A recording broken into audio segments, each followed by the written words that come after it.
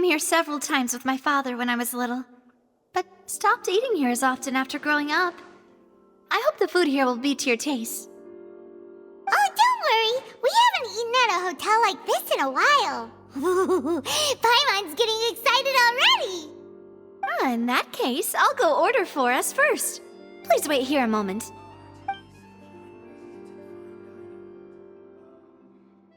Ooh, everything looks so good. People in Fontaine sure know how to enjoy life. Why, of course. Go ahead, try whatever you like. If the food's good, I'll make a group reservation for the rest of Spina di Rosula next time. And if it's not? Well, then I'll still bring everyone. Albeit with only one dish per table. You, sure have your own way of doing things. Oh, we called this a farewell meal, but we could also treat it like a victory feast, right? We did just win that case after all.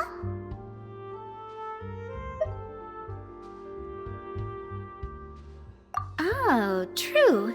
Very true. In that case, boss, we'll have another 2 dishes. Huh? Paimon didn't mean that you had to order even more food.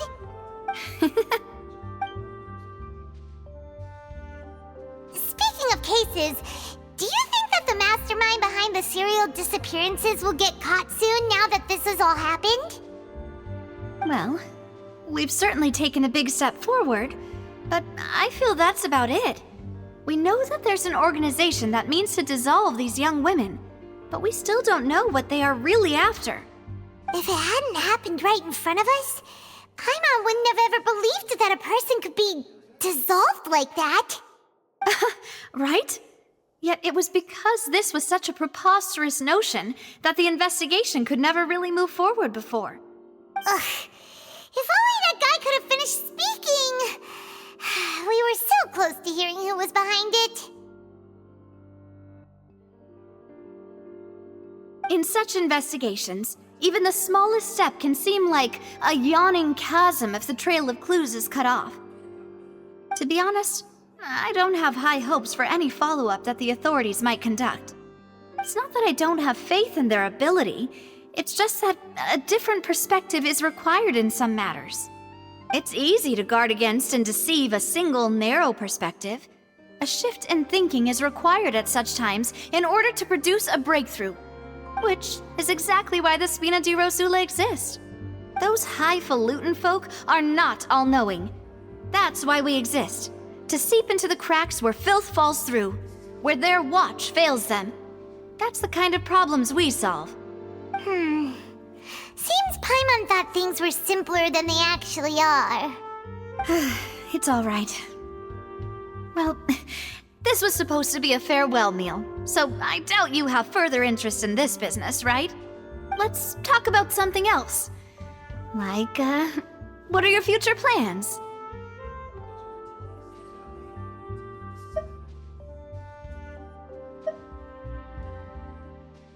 That's true.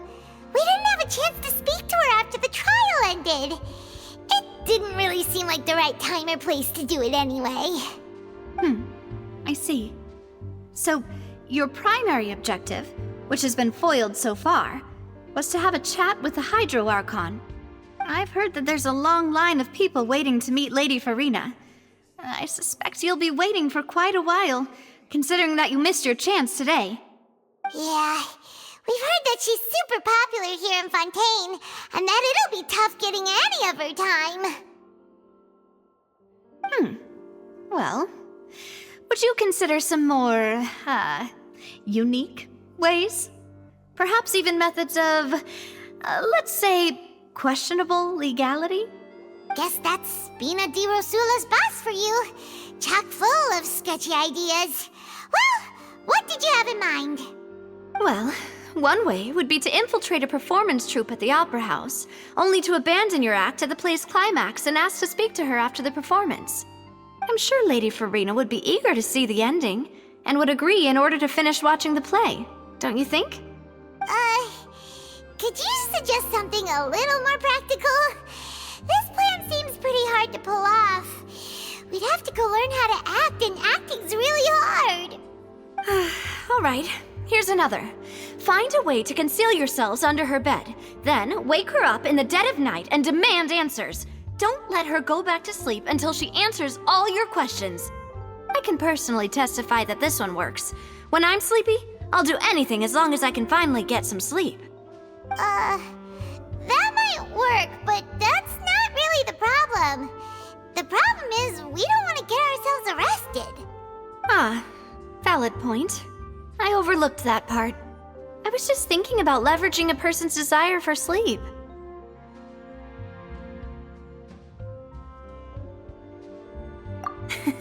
All right, no more joking around. Perhaps you could... Oh, I don't know. Cut the line when she's on a break. You did defeat her in court, clearing citizens of hers from false accusations. False accusations she had nearly upheld personally. I imagine that she feels quite ashamed about the whole thing. You mean that if we catch her while she's on a break, she might be too embarrassed to refuse? Oh, that does make some sense.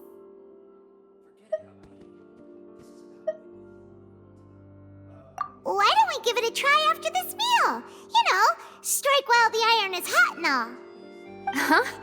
Paimon, did you drink my Fanta? Was this your drink?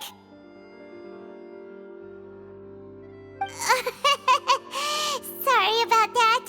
Paimon wasn't really paying attention and the cup was right next to Paimon. Would you like to order another? No, it's fine. We're just about done here. Alright. Honestly, Paimon wouldn't recommend Fanta anyway. It tastes kind of salty and icky. Is that so? Huh. Well, in that case, we'll have to blacklist the Fanta here then. If we're all finished eating, then I'll go pay. Yeah, we're stuffed. Thanks for the treat, Navia.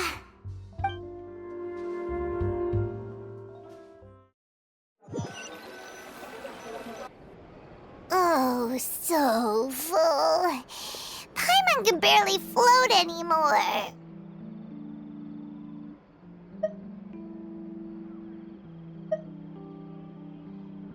Nah, that would be so... normal. You know, like you. Okay. As for expenses this month, we're left with... Hey, Navia! What are you doing over there? Oh, nothing. It was just a meal, you know? Nothing the Spina di Rosula can't cover.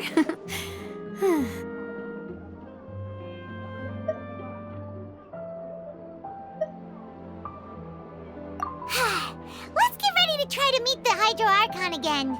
Bye, Navia! So this is goodbye, huh? Well, if you do encounter any other trouble in Fontaine, you're always welcome to contact the Spina di Rosula. I'll give your requests the highest priority. In any case, I wish you smooth sailing. I'll see you again, partner. See ya!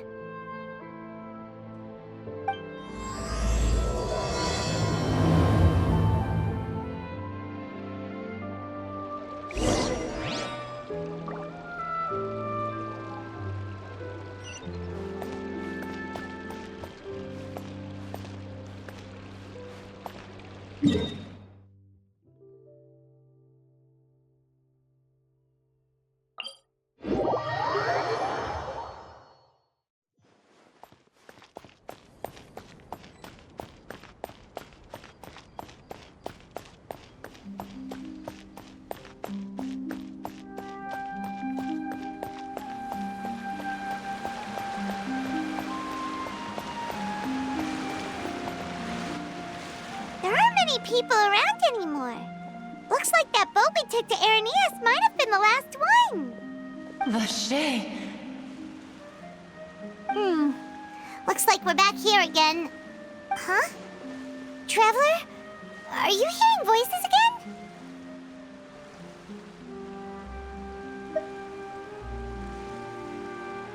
Ugh. That's kinda spooky. Are you sure we don't want to come back in the morning? Vache? Vache! Hey, why are you still walking towards it? There might be something nasty in the water.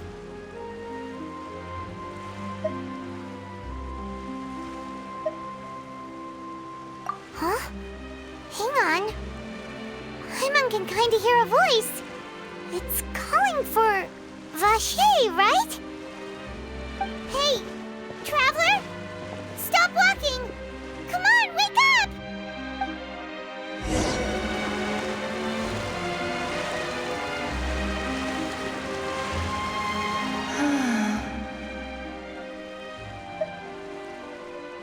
Vache!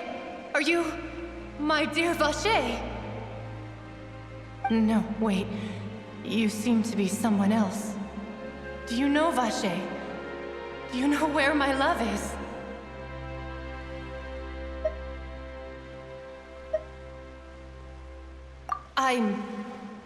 Wait. Who am I? I'm very sorry. I fear I do not know. My memories feel like they have been washed away like a flood. So many fragments dissolved amidst the tide, never to be recovered. How much have I lost? How many things that I once held dear while on land have I since forgotten?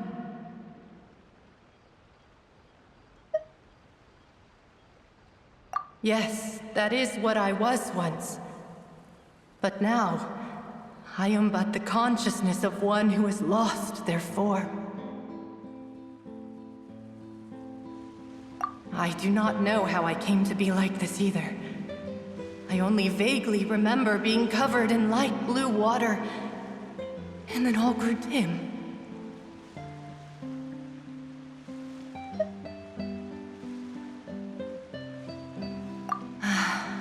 I also remember going to many places. I loved adventure, loved exploring places of peril. No matter where I went, Vache would go with me. I knew how dearly he loved me, and I also loved him equally as much. But now, we can no longer go back. The pain of such parting, I never knew how heavy it could be. No! Our reunion no longer has any meaning. There is no way for us to create any new memories. The thought of me gives him no succor. So let it lie forgotten beneath the waters. If you meet Vache, tell him not to look for me. Tell him to move on. That is the only thing I still remember.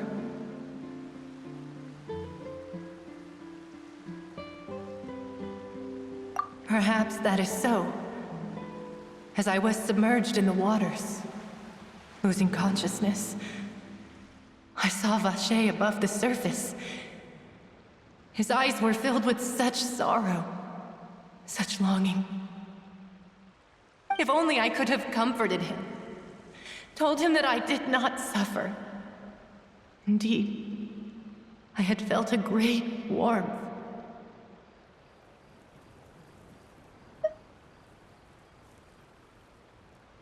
Is that what you call it? Dissolving?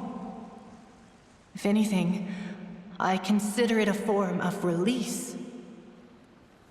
It was a state of neither fear nor frenzy, with only an endless peace, like the water's still surface.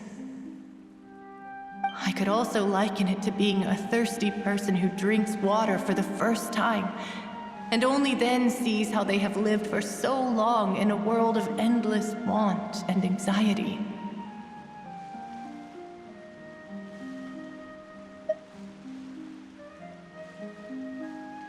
I think I hear your companion.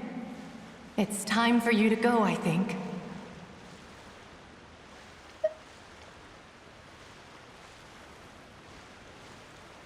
Farewell, then. I am glad that you were able to sense my presence.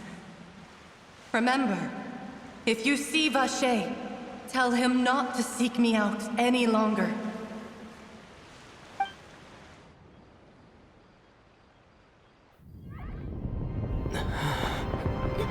Wake up! Come on, hurry!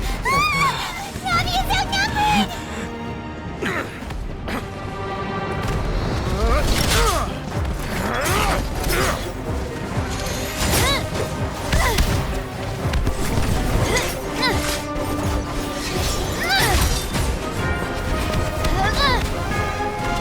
Demoiselle, look out!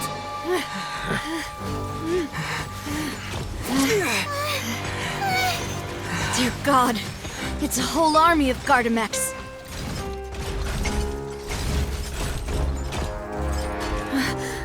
Chlorand?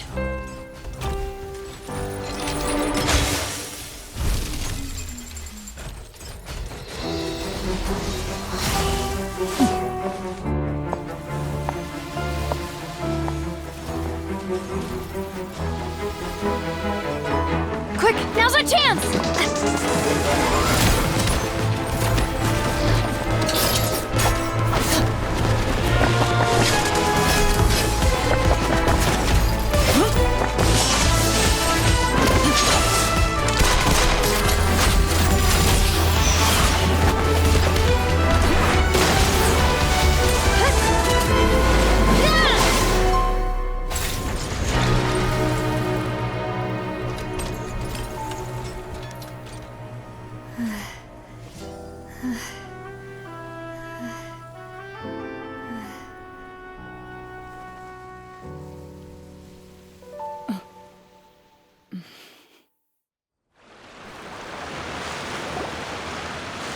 I should thank you for lending us your sword there, Chlorand.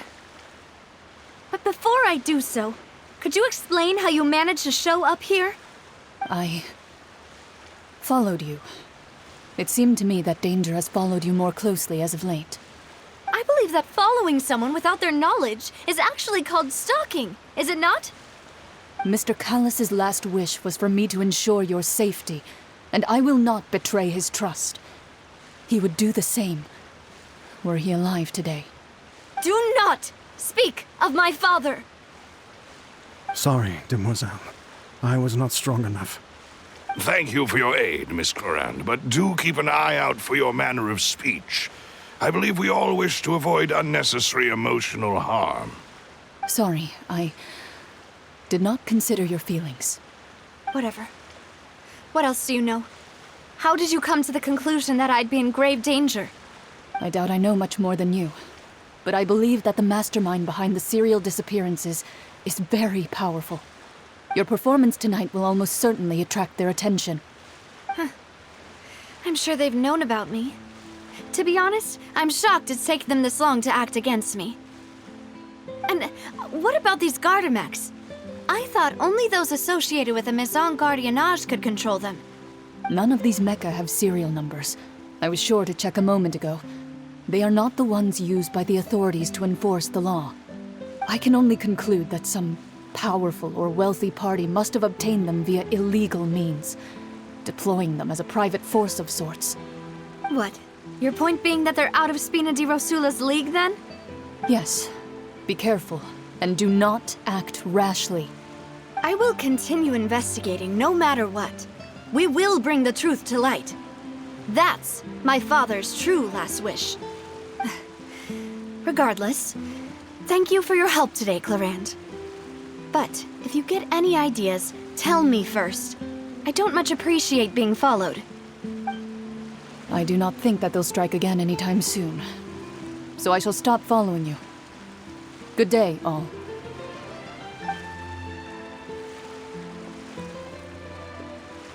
Right. I suppose that's the best news we've gotten today. Demoiselle, I believe that Miss Chlorand was being sincere with you. If we tried, we could attempt to thaw relations a little. I know, she's...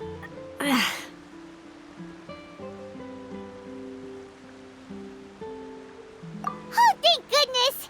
Paimon thought we were done for! Those Gardamex came out of nowhere while you were unconscious, and Nadia and her gang saved us!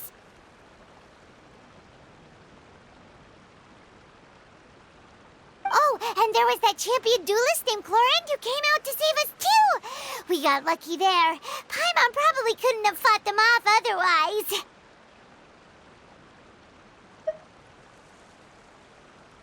Oh, come now. Forget all that polite talk. That wasn't really a farewell meal we had back there. Not for me, anyway. In truth, I hope that every meal we have together shall be a victory feast. As such, we're still partners. There's no need to thank me. It will take 50 years for me to match Demoiselle's magnanimity. If it were me, I would have joined the Spina di Rosula on account of her goodwill long ago. All right, you two. That's enough. Actually, Navia, how did you know that we were in danger? You sure did show up in the nick of time. Well, to be honest, you're the one who tipped us off, Paimon. Huh? Really? Paimon contributed somehow? Ooh, Paimon's even more amazing than she thought!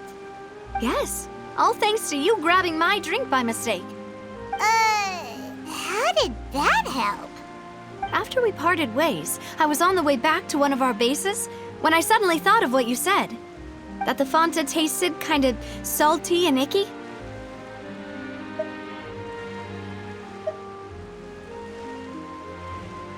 Fanta only comes in sweet flavors, so how could it have tasted salty? The color of the drink, if I recall, had also been a bit off. So the Fanta had been spiked with water from the primordial sea? Yes, so if you hadn't drunk that cup for me... Spina di Rosula is preparing the grandest of awards for you as we speak for saving the boss. Huh? Really?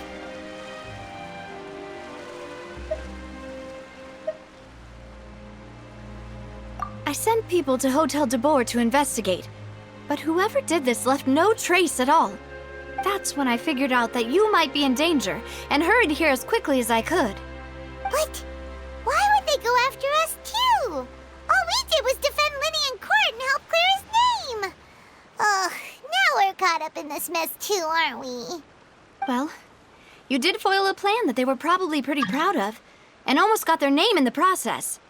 Speaking of which, did anything strange happen when you drank the primordial seawater? Well, it can't be a coincidence that the traveler fainted just now. He said that he heard that voice calling for Vache again. Oh, and this time Paimon heard it too, but it was real faint. Does this situation have to do with the primordial seawater then?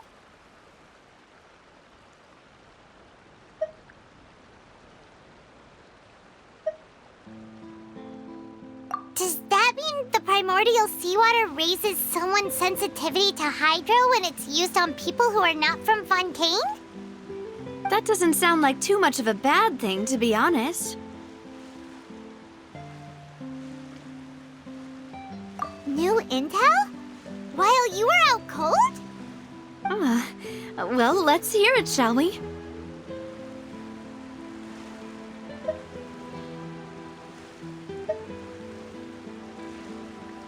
Oh, that is important.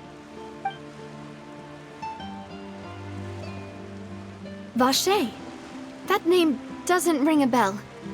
I suppose he hasn't stepped forward as a witness in court lately. Since he saw that young woman dissolve, he was at least at the crime scene. But he never gave testimony or any information regarding people dissolving in the primordial seawater. Could he have been threatened?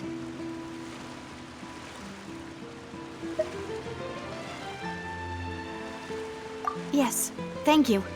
This is very important information indeed. We will continue to investigate.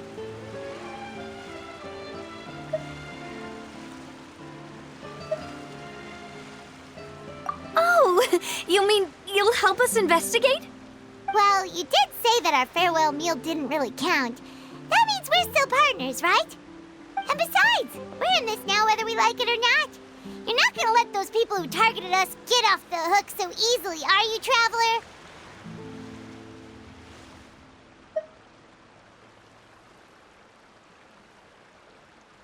Demoiselle, do try not to look quite so pleased. You are the face of Spina di Rosula, after all. You talk too much. Well, in that case, let's head back to one of our bases, shall we? I'll arrange accommodations for you. We also have some plans to go over, and hopefully we can deepen our bonds as partners. But we'll take that one step at a time, I guess. Don't worry, you two. With us around, our base is definitely secure.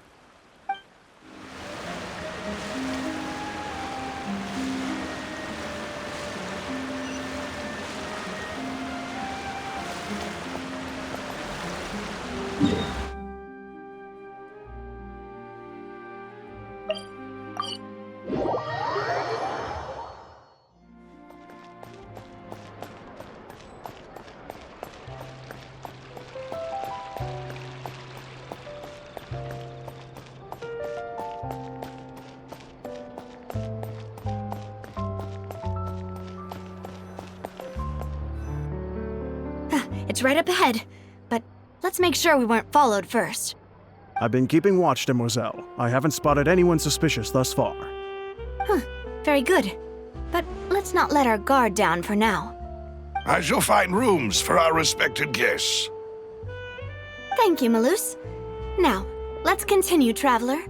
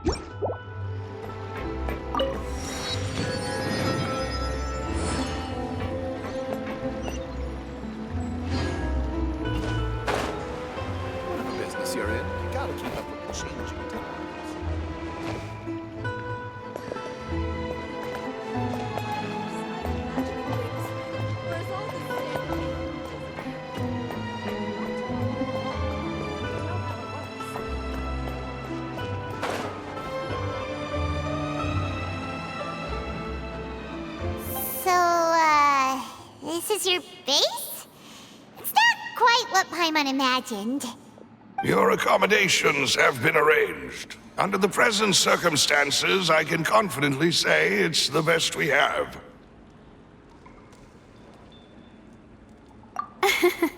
Well, our funds have been a little tight lately. After all, we don't allow illegal or unethical profiteering. In fact, our funds often come from citizenry who support us. Seems like it's tough times for everyone. But if you have the support of the people, that does sound like it's worth it. To be honest, our financial situation was a lot better back when my father was in charge a few years ago. I'm afraid I'm not quite his equal. Your father... he was the previous boss of Spina di Rosula, right? How did he... Demoiselle, if you'll allow me to explain. No. I'll explain it myself. I suppose I couldn't run from this topic forever. And as partners, this is something I hope they can understand. My father's name is Callus. Yes, the same one they call Callus the Unfaithful in the streets. 3 years ago, he was accused of murdering his own friend. But he chose a duel to defend his honor instead of standing trial. He died in the duelist's ring. Oh I do not believe my father was a murderer. I'm sure he was set up. At the time, I believed that if he only stood trial and was duly investigated, something amiss would crop up and prove his innocence.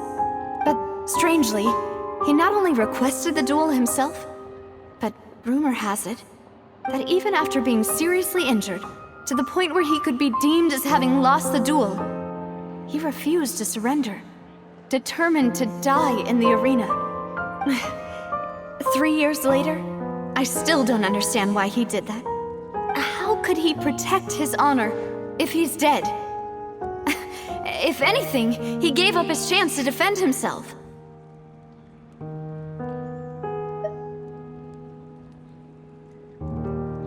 The closest piece of info I have is that my father had been investigating the serial disappearances case at the time of his death. Ah, so that's why you're so determined to get to the bottom of that case. That's right. I've also tried to investigate the murder my father was implicated in, but I haven't found a single new clue in my countless reviews of the investigation records. However, I believe that if the murder case is related to those behind the disappearances, they must know something. I must know what really happened. Was my father coerced? Framed? Even if he really did kill his friend, I must get to the truth. If only he'd been more open with me when he was still alive. He even hid the fact that my mother died due to complications when giving birth to me. And now, here I am investigating his death. You really are a handful, aren't you, Papa?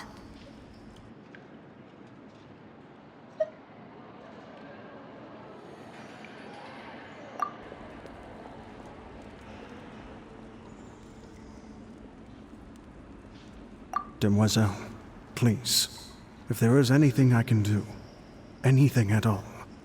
I also will never believe that Master Callus murdered anyone. There are none whom I respect more than the two of you, Demoiselle. Master Callus did so much good in life, yet all it took was one murder case for him to be dubbed Callus the Unfaithful. Even our supporters decreased greatly due to that incident, hence our strained finances at present.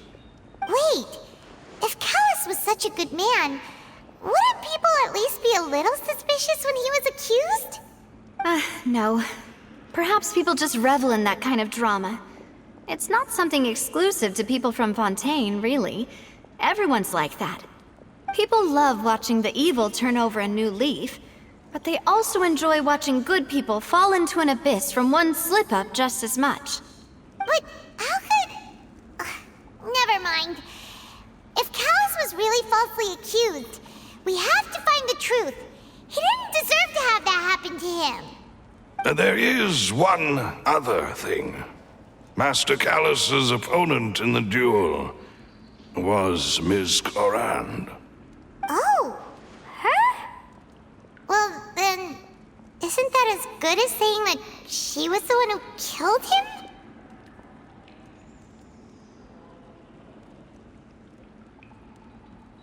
Yeah, that's not the sort of thing that you can just let go and move on from. Ms. Clorand has always placed great emphasis on the honorable nature of the duel. If her opponent doesn't yield, she will not stop either. She knew Master Callus beforehand and greatly respected him, but seeing how he was resolute in the arena, there was only ever one choice she could have made. It's not that I don't understand her at all, but I just can't deal with this yet. Don't worry, Navia. Paimon knows how you feel. You don't have to force yourself to do that. Afterward, Ms. Clorand told us that at the start of the duel, Master Callus requested that she ensure Demoiselle Navia's safety.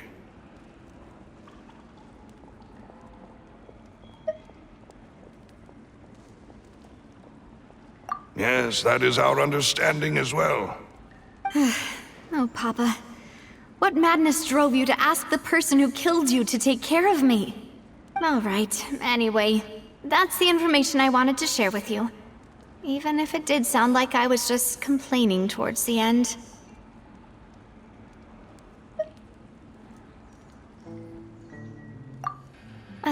Thanks. You two should go and rest. This was quite a day after all. Yeah. Paimon's feet. Please, relax and get some sleep. We will ensure you rest soundly.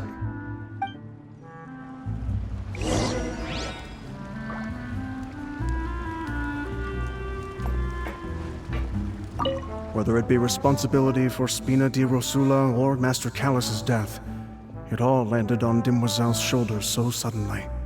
This won't do. I must become stronger.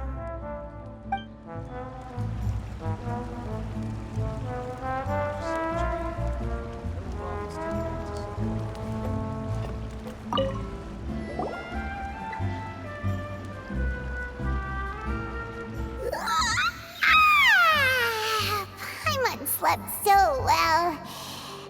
This place feels almost too safe. Huh? Navia? Where did the other two go? I sent them back to Poisson. It's Spina di Rosula's place of origin, and where we have our headquarters. There's not much for them to do here at the moment. Paimon gets the feeling that you're just trying to get them off your back. But never mind that. When did you get back? Were you waiting here the whole time? No, I just returned after going out for a while.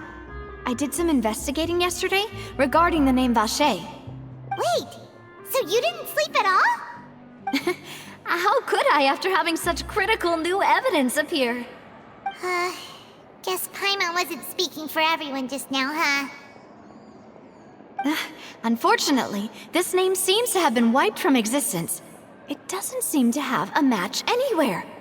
I suspect that those behind this have already taken steps to hinder an investigation from this angle. But that does prove that this Vache person is a key witness in the incident.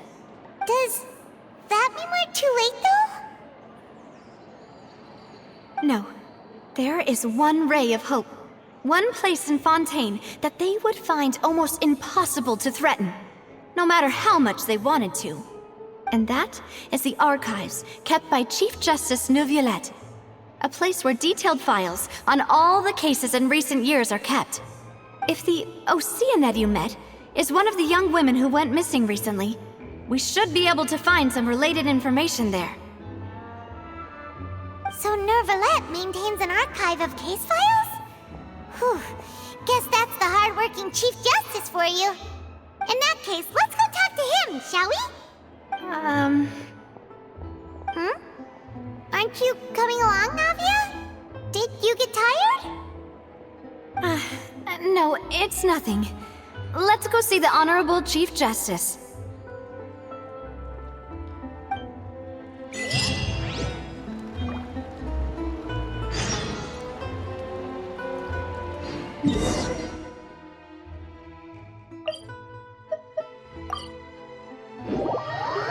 The Palais is right up ahead. Come on.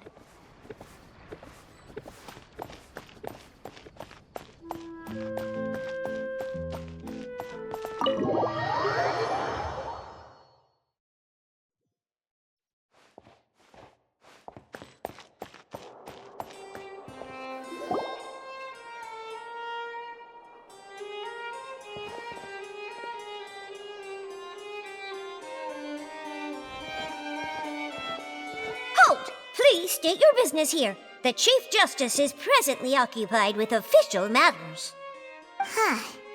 This place does look pretty heavily guarded. Guess that proves that Neuvillette's files are really secure. Hey, don't you recognize us? Huh?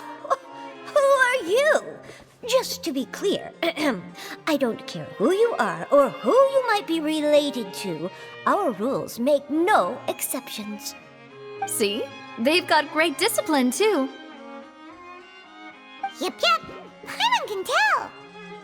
If you're here just to crack jokes, I can point you towards the exit. Unlike some, we're busy, so please leave if you don't have a reason to be here. No. What I meant to say is, shouldn't you remember us from a few days ago? We were at the trial of the great magician Linny. Oh, yes, I remember. I read about it in the Steambird. You must be Linny's attorneys. It's all coming back to me now. We're here today to report and archive some information on a follow-up case. Huh, is that even a thing? Of course. Don't worry. We're here on official business. You can trust us. All right then, I'll let you through. The Chief Justice is just inside. Ah, thanks so much.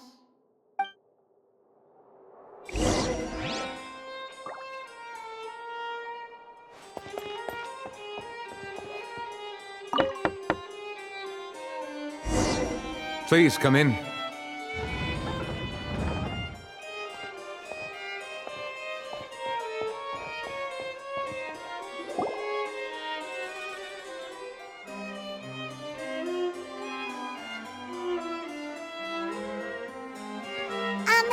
Sorry to barge in, Monsieur Nervalet.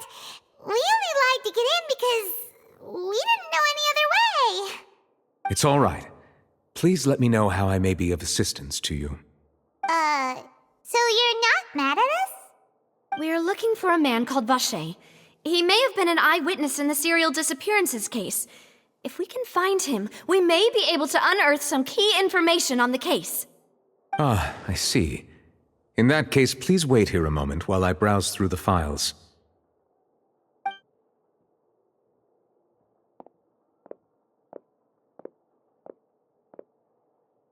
Who knew that Nervalet would be so easy to talk to?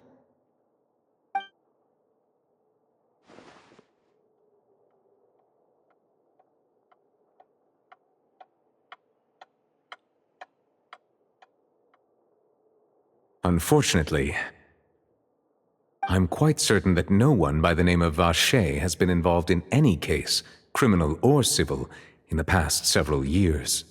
There are no records of him either in the files or in my memory.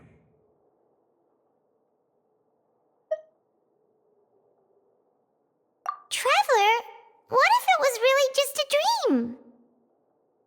Is that so? All right then. Thank you so much, Monsieur Neuvillette. We'll take our leave now.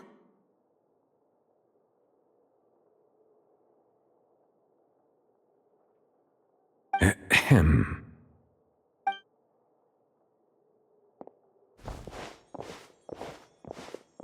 Miss Navia, I can understand how you feel. Your father, Callus, was a truly exceptional man. We deeply regret his passing.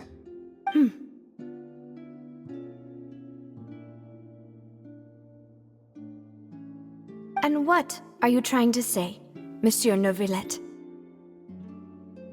Are you trying to console me? Extend your sympathy? Or just express some tendril of regret? No. You are not trying to do any of that. I can hear it in your voice. There's no emotion behind your words. You only said those things because you felt like you should. It's just like last time. After my father took his place in the duelist ring, I pushed through the guards to talk to you as a last resort. You even told me then that you thought there was something fishy with the case, yet you still allowed the duel to go ahead. In your eyes, the value of a human life is nothing compared to those cold laws you hold so dear. If you truly regret my father's death, then why didn't you call a stop to the duel? Why didn't you give me the power to stop him from throwing his life away? Why did you just let him die, despised and hated by all? Everything was hanging on a thread at that moment. Just the tiniest effort could have changed everything. There are still so many things I never got to tell him. So many questions he still owes me answers to. If you really have no heart, then just look me in the eyes. I, Navia, will show you the true meaning of regret. I'm sorry, Miss Navia. You and my father are truly alike. You keep all kinds of things in your heart and never say a word to anyone. It's not so much that you can't feel, but that you would never express anything. Oh well. In any case, everyone already knows full well the apathy of the Chief Justice.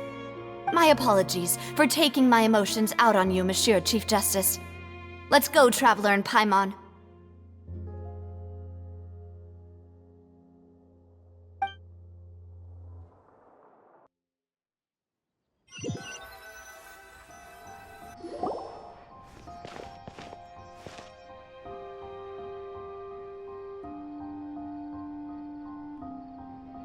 Navia, are you okay? I'm fine. Rain. It's raining. You're right. Wasn't it still sunny when we went into the building? And there shouldn't be any active trials today. How strange. Now that I think of it, on the day my father was convicted of murder, it was also raining. What is it? Did you think of something?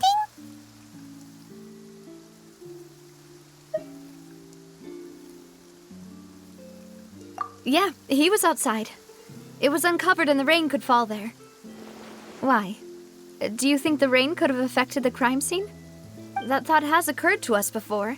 We've even expanded the search area to try to account for that, but didn't find anything of value.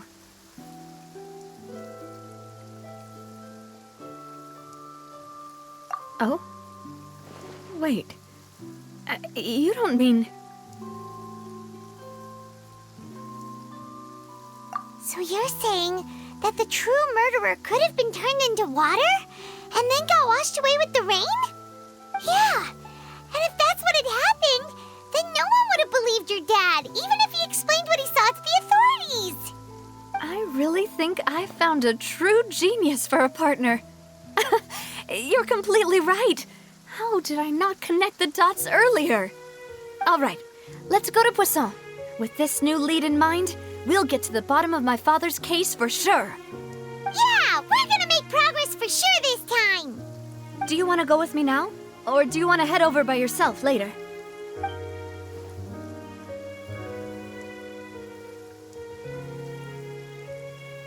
Great.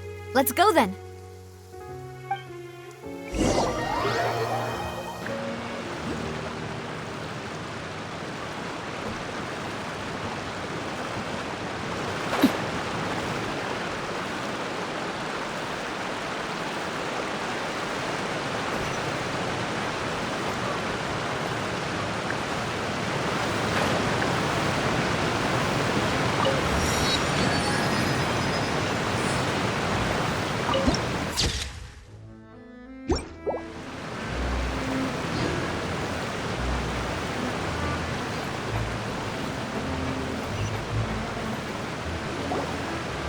Whoa, what a huge ship! Why would a ship be anchored at a place like this? There's no need to be so surprised. While it may look like a ship, it's actually Spina di Rosula's headquarters. My father was the one who asked for it to be built like this. Perhaps our taste in exterior design is the only thing we occasionally had in common. A gigantic and glamorous ship embodies discovery, opportunity, ambition, and conquest. It symbolizes Spina di Rosula's bright and limitless future. And Paimon thought you were bluffing when you said Spina di Rosula had a glorious past. Paimon was confused why a group with such a history would live in the sewers. But now that Paimon has seen this ship for herself, she's been convinced. Well, Poisson is where Spina di Rosula began, after all. It's our main base, our home.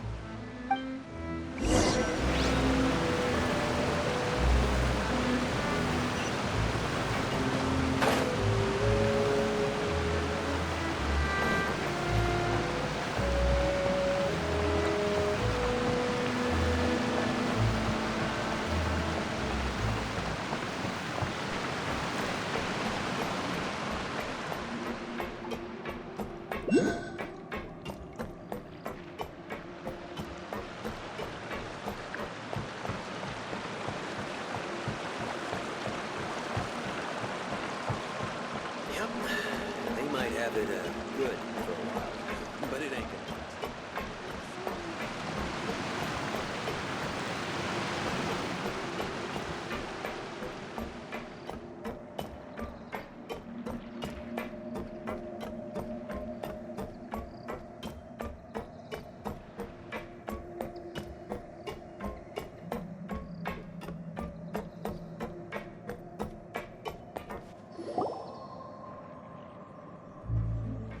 Maloose, we're back!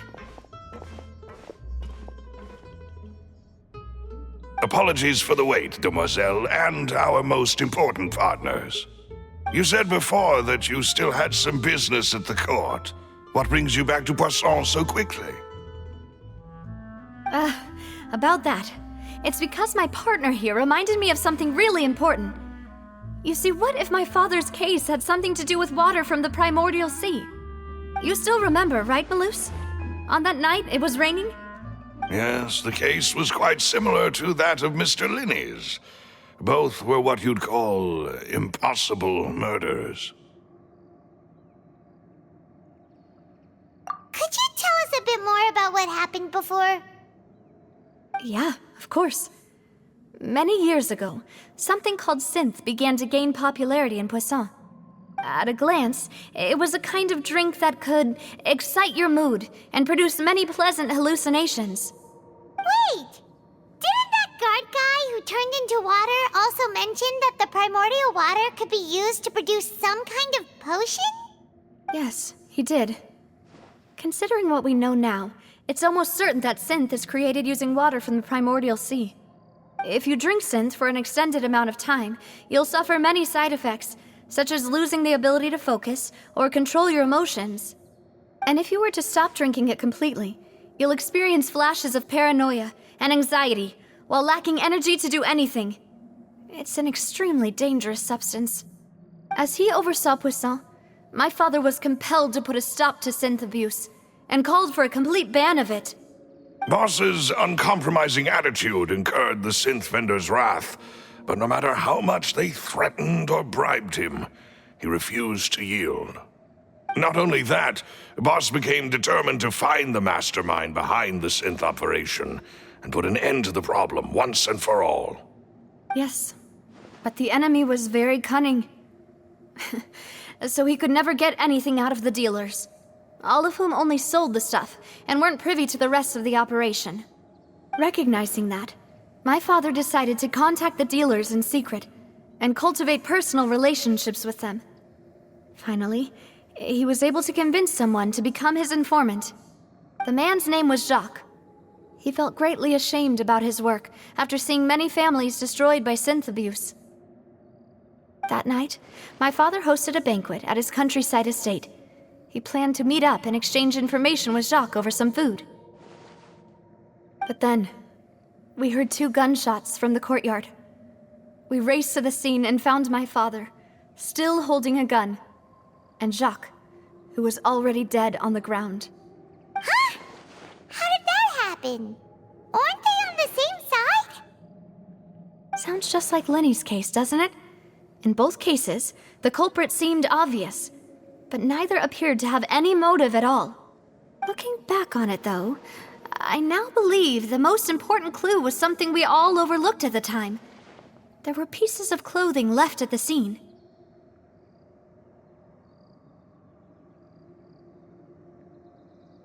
Precisely. It's all thanks to you that I made the connection now. Back then, we all just thought they were some costumes that Jacques used to disguise himself at the banquet.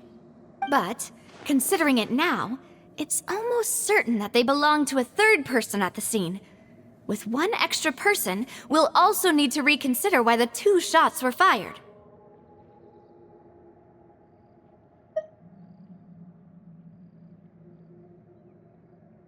You're right. We still don't know what happened. But my intuition tells me that we're on the right track to figuring it all out. I'm finally headed towards the truth. Jacques was an empathetic man who was infinitely remorseful for his past actions. It's unlikely that he turned on Boss with 0 warning. I think this third person is probably the key to the full truth.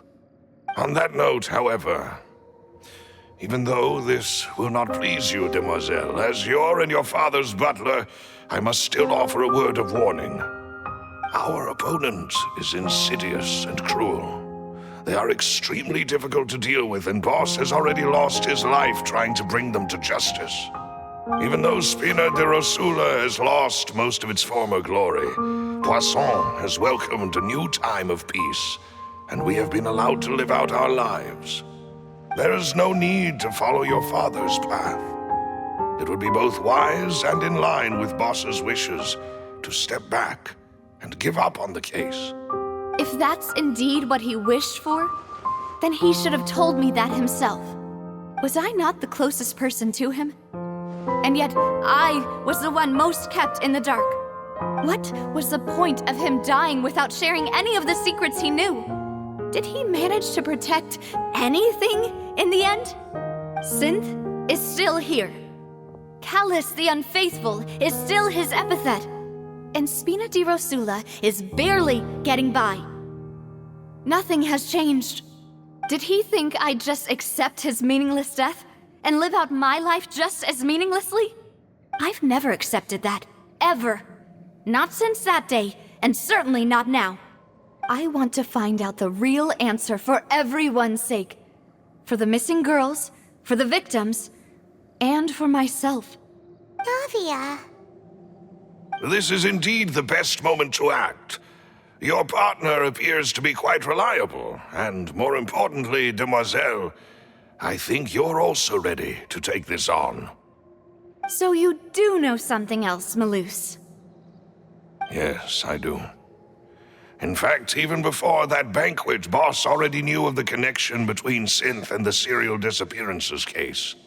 But what drove all the tensions to the boiling point was the revelation that you, demoiselle, had been selected as the next target to disappear. What? Boss also didn't tell you that he had been diagnosed with a rare illness. The doctors told him that he had no more than 5 years left to live.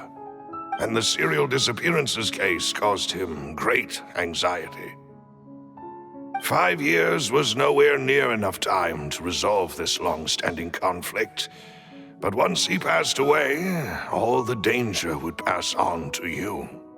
Knowing all of this, he decided to use one final intimidation tactic before his death. He claimed to have already gotten his hands on some key incriminating evidence for the other side, and even told some members of Spina de Rosula about the details. But as long as you remained safe, he would not share the evidence with the public. If something were to happen to you, then he and all those he told would immediately expose all they knew about Synth and the disappeared victims. Right, so nobody would be able to get off scot-free. As we've seen, Boss's tactic has worked. Even though Boss has been gone for a long time, the other side has not tried to take Demoiselle's life. No, I don't believe it. He never appeared to look sick to me. No father wants their daughter to see them weak and haggard, especially someone as proud as Boss. To him, dying in a duel and suffering lasting dishonor as the unfaithful was still far preferable than losing face in front of his daughter. So he chose to die in silence, so that he could protect me. I'm afraid you're not understanding this correctly, demoiselle. What Boss wanted to hand to you was not a parasol, but a sword. If Boss's spirit could hear you telling me that you want to find the answer for the sake of everyone involved, I'm sure he'd be extremely proud. That fool.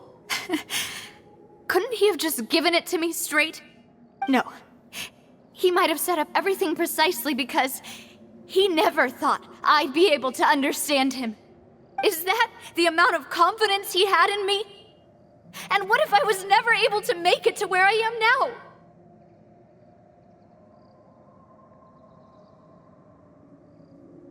Yeah. I suppose that's true. With the way he'd set things up, if I had wanted, I could have just lived out my life without a care in the world. But thankfully, he rarely talked to me about complex matters, and thus understood little of me as a person. In this case, he really didn't need to give me an easy way out. Malus, what was the key evidence that he shared with you? It's the location where synth is produced. Essentially, it's the enemy's headquarters. When he was threatening the enemy, Boss didn't share the specifics of the incriminating evidence he found. But if you want to use it against the enemy, you'll still have to take several things into consideration. Why? If we know where the place is, can't we just go storming in? You mustn't forget that we're fighting against a mysterious and dangerous organization that's been in operation for decades. There's no telling what might be lying in wait at their headquarters. We also have no idea what kind of evidence we may be able to find inside, nor what people we may be able to capture. But a single visit to their headquarters would be tantamount to a formal declaration of war.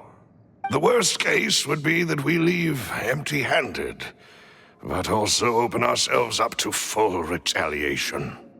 Then, in that case, why not work with the Fontaine authorities?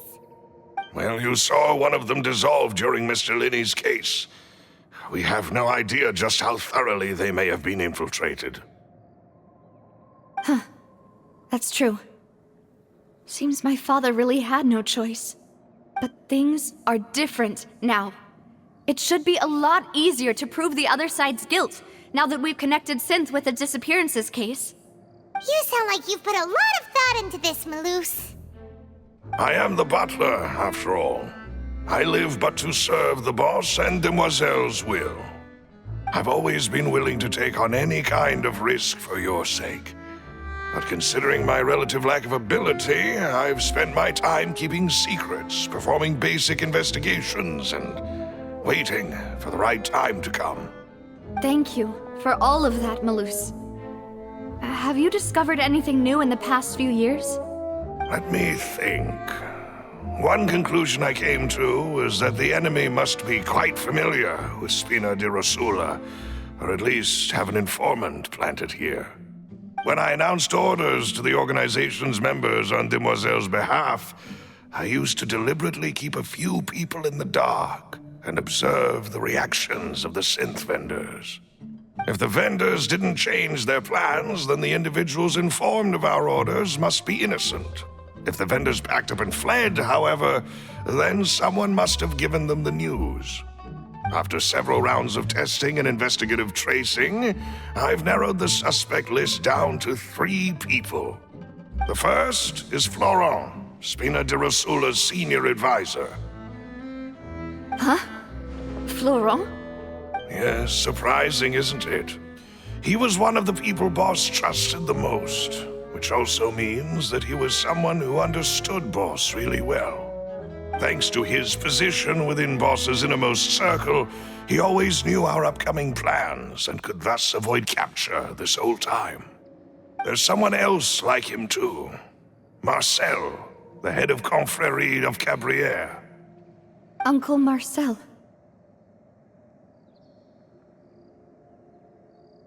It's a guild in Poisson.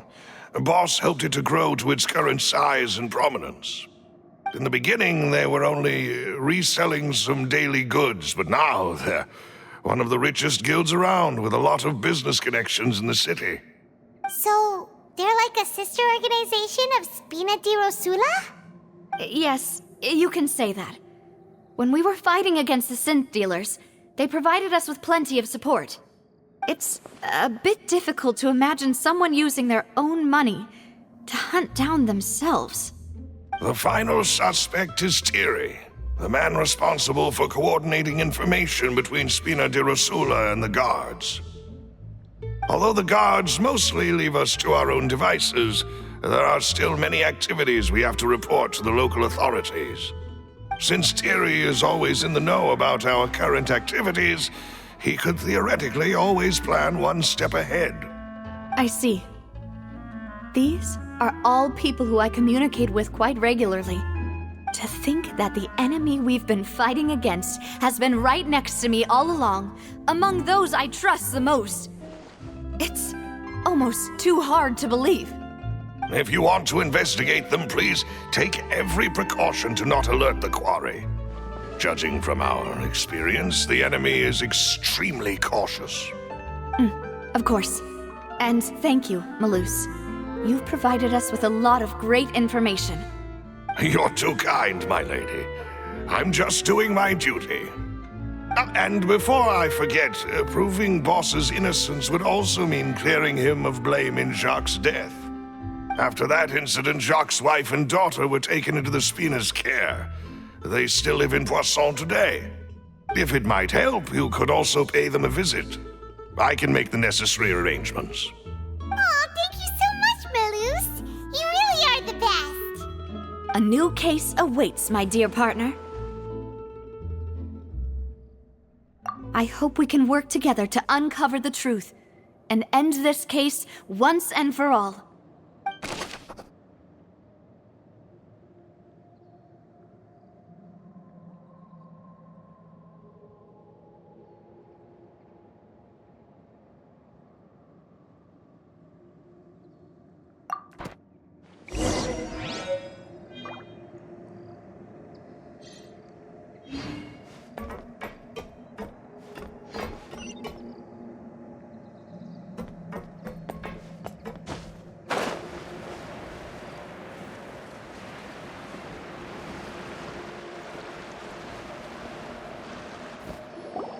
It is settled, then. Please excuse me, and enjoy your conversation at your leisure. Thank you for arranging everything for us, Malus. Excuse me, miss. Do you need anything from us? Hey,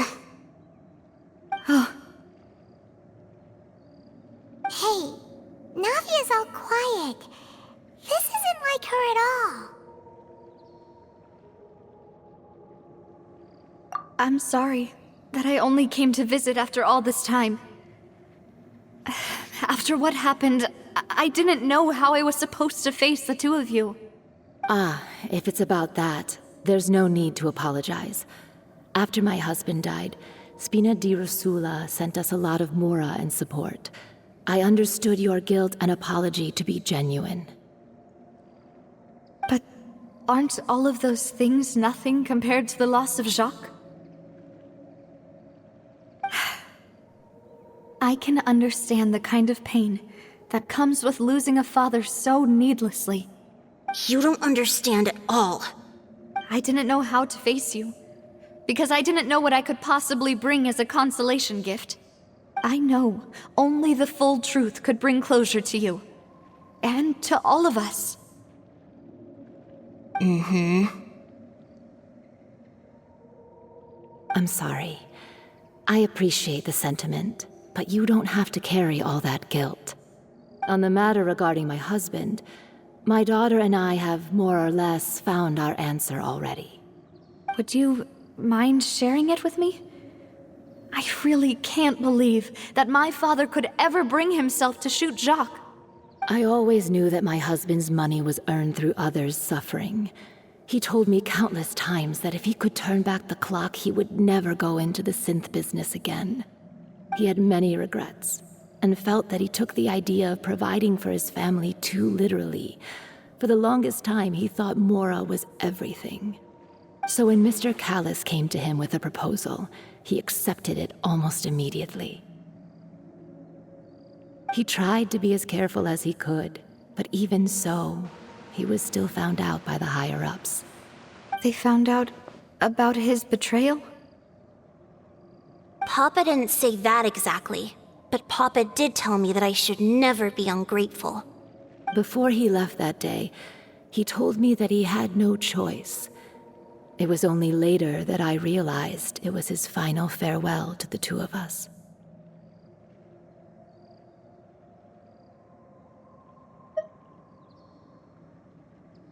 I don't know that for sure, but you could say that's the conclusion I eventually came to. Which is why I'm the one who should feel guilty. Callus had always taken great care of us, both when he was still alive and after he passed away. Even if he fired the shot that killed my husband, it was likely in self-defense. It is impossible for me to hate him for what he had done. But Mama, why is Papa still the bad guy if he did the right thing? Papa always wanted to be a good man, so why did he have to do a bad thing in the end? Well, things aren't always as they seem. You still feel like your papa was a good man, right? Yeah, Papa was a really good man. The best in the whole world. Then you should hold on to that. If a good man had to do a bad thing, then he must have had his reasons. Regardless of whether he left you a parasol or a sword. He must have done so to give you a better life. Oh. Thank you for everything you've told me. I will definitely find the truth. The current state of things is not something I'm willing to just sit back and accept. Thank you. I'm very grateful to hear this from you.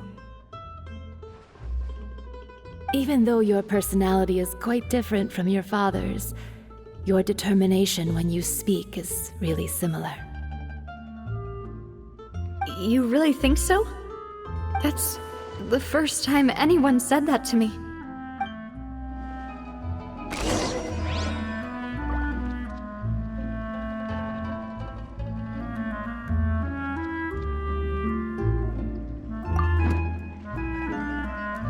I'll leave my husband's case to you. Thank you, Miss Spina, and Miss Spina's friend.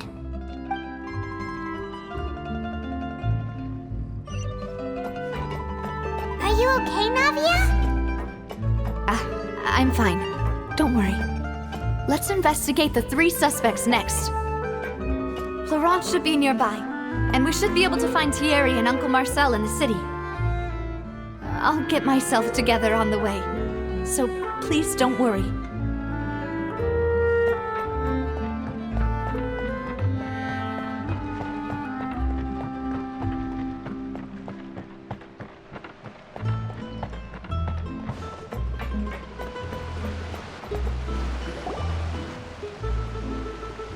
Greetings, boss. How may I be of assistance today? I'm sure you've heard about what happened at the Opera House. Someone got turned into water right in front of us. Yeah, I've heard. With something that dramatic, I'm sure journalists will milk it for all it's worth. And it'll be all the talk for the next several weeks.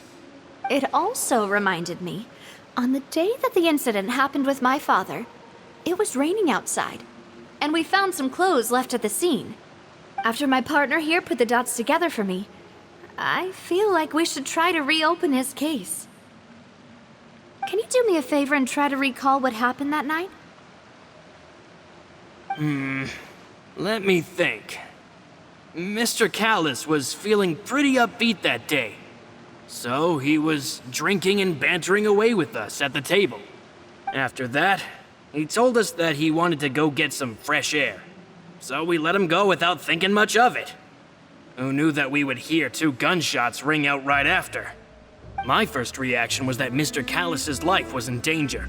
So I grabbed my holster and made a mad dash toward the scene. But when I got there, it was already too late. Mr. Callus was standing over a dead body with a gun in his hands. All we could do was look back and forth at each other, not knowing what to say. So you also remember 2 gunshots then? Indeed. The guards said that the first shot didn't hit anyone, while the second killed Jacques. But I've never really bought that explanation. Reason being, Mr. Callus had left his gun on the table.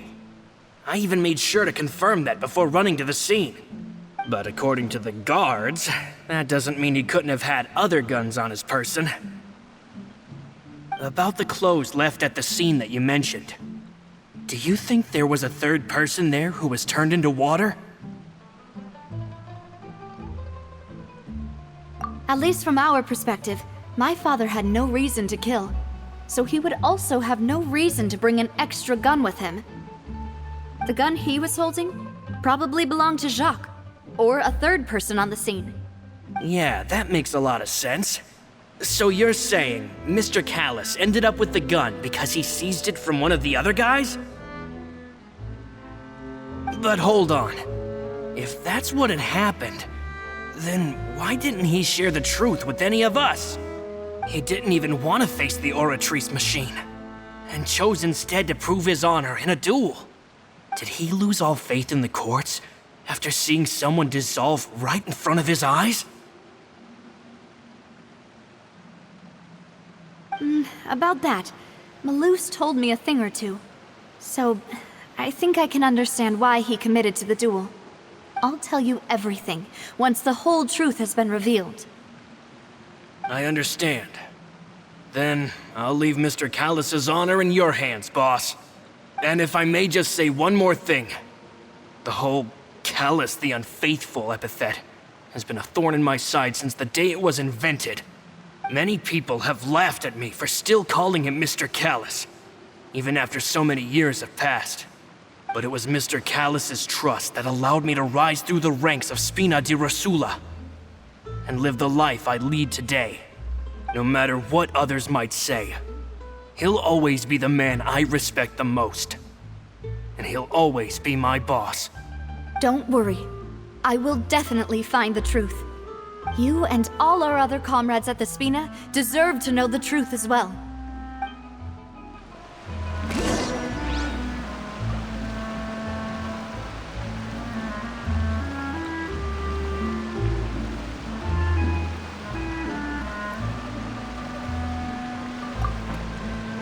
What could the children be up to?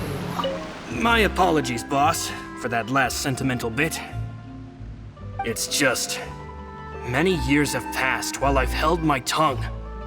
It's not often that I get to share my true feelings with others. It's just like teachers. You gotta invest in life before you can start.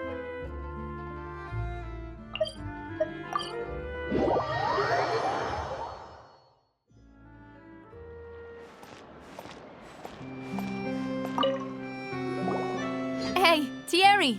It's me! Oh, now, what brings you here, Miss Navia? I've heard that you made quite the name for yourself at the Opera House. Oh, so you've caught news of that already. Oh, okay. Hey, I'm also a member of the Guards, you know. The way you make it sound, people would think I was sent off to Poisson because I had done something wrong. Are you sure there isn't a little bit of truth in that? Under normal circumstances, shouldn't you have been called back to the city already? I mean, where I work is really up to me. Let's just say I enjoy the ambiance of Poisson. Callus did a fantastic job running the town, building Spina di Rosula from the ground up and clearing many obstructions in my way. It would be next to impossible for me to find a similarly easy but high-paying job in the city. Anyway, enough chit-chat. Are these two friends of yours? You, here for some formal business? Yes. These two are my partners. What happened at the Opera House made us realize that Linny's case and my father's may be related. We're trying to reinvestigate the details of my father's old case. Ah, I get it. You think there might be more to the case now that we know people can be dissolved into water, right? I was also flabbergasted when I first heard of it. If you want to go through the original files from your father's case, I can help you look for them. That'd be much appreciated. Thank you. Actually, I have another question. Do you have the authority to dispatch Gardamex? Of course. Without them, I couldn't possibly handle Poisson on my own. Why do you ask?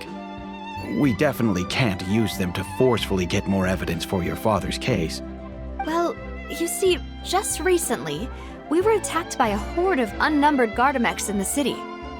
So, if you hypothetically wanted to do something against me, all you would need to do is get rid of the mecha serial numbers and send them after me. Then you think too highly of my abilities. Dispatching mecha is very different from controlling them. If I had to make an analogy, When you order a dish, the chef will make it for you. You can ask the chef to cook, but not to massage your shoulders or carry your baggage. If you try to make unreasonable demands, the chef would just think you're out of your mind and ignore you completely. The same goes for me and my Gardamex. Removing a serial number is also not as easy as you might think. There are a lot of complex steps to it, and it's almost impossible to keep it a secret. So I can promise you, those mecha were definitely private units. They're certainly not cheap. So, whoever their owner is must be super rich, powerful, or both. Now that you mention it, though, being in the synth business would definitely be profitable enough to afford this. Oh, then you're officially in the clear, Thierry. Oh, well, thank you for the vote of confidence, Navia. Jokes aside, I'd like to wish you all the best with your investigation. I'll be staying in the city for a little while, so just come find me if you need any support from the guards.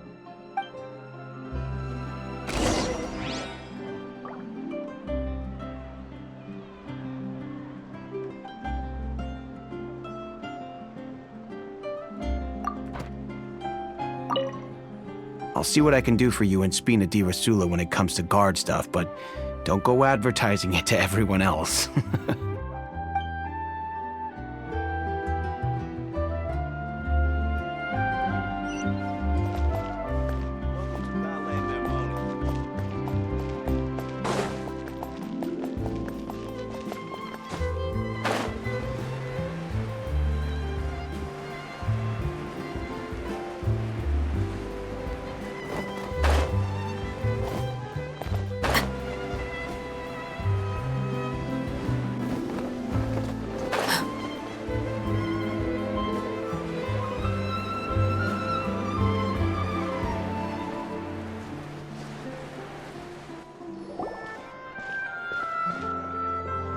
Hello. How may I help you? I'm here to see Marcel. Could you please let him know? You can just say Navia's looking for him. Sure. I will let him know right away.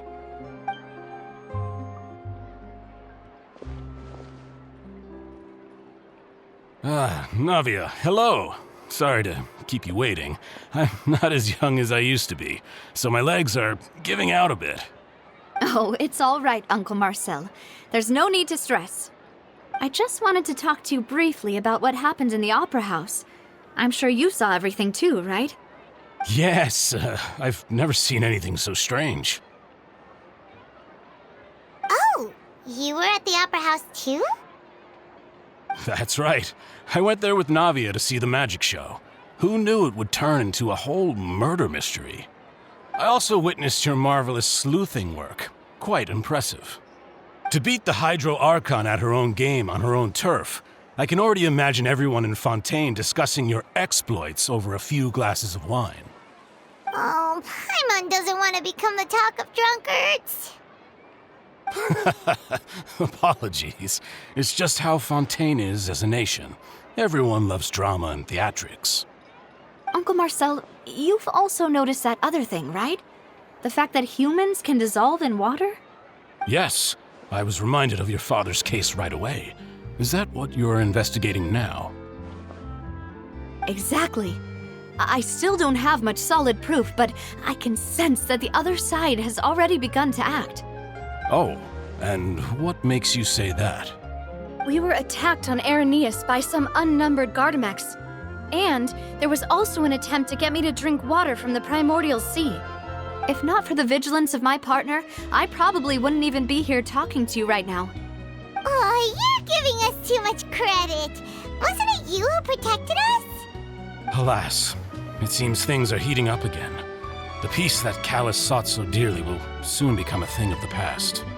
But rest assured, Navia, Poisson will always remain a safe haven for you. If you're scared, you can always return there. If anyone dares to lay their hands on you there, the Confrérie of Cabrières will use its funds to the last Mora to bring them to justice. Thank you, Uncle Marcel. But I don't intend to go into hiding. I'm going to strike while the iron's hot. Do you have any new thoughts on my father's case? About that.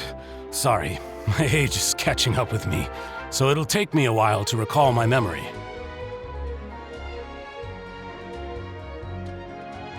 The Confrérie was responsible for that banquet, so I was out and about the whole time making sure things were running smoothly. I didn't even have the time to drink with the guests. Then I heard the sound of a gunshot, and the rest was history. Oh, it's okay. No need to push yourself. We'll ask around some more, see if there are any valuable clues elsewhere. Sounds good. Just let me know if you ever need Mora. All my wealth comes from Callus's patronage and support. I'll spend however much it takes to clear his name.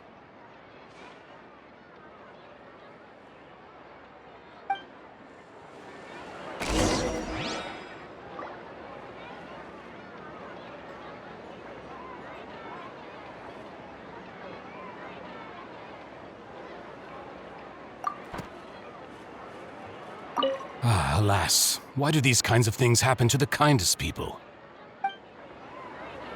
This can work. I'll just treat them as new samples.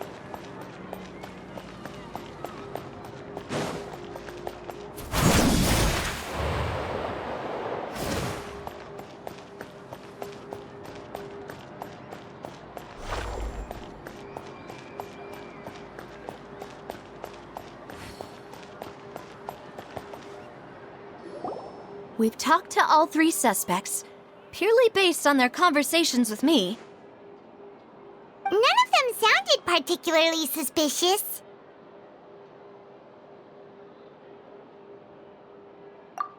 I suppose that's to be expected, though.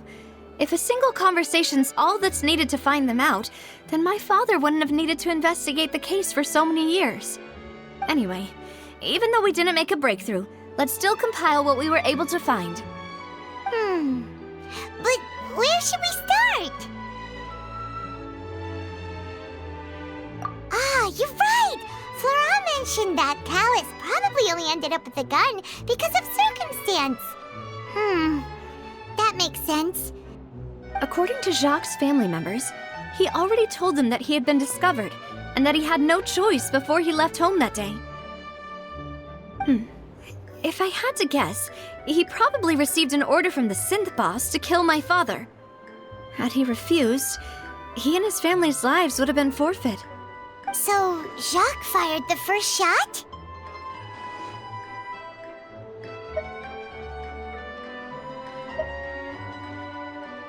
Oh? And why is that?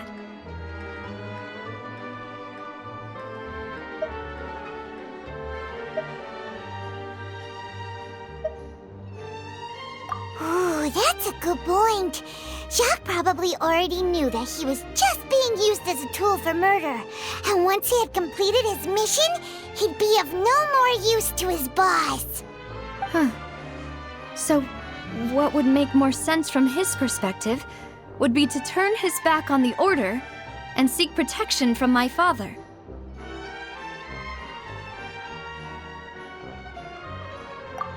Makes sense. But without evidence, that's still just a theory. Besides Jacques, the attack from the Gardamex has been bothering me quite a bit as well. It's obvious that our enemy has become more antsy after the secret of the primordial seawater was revealed.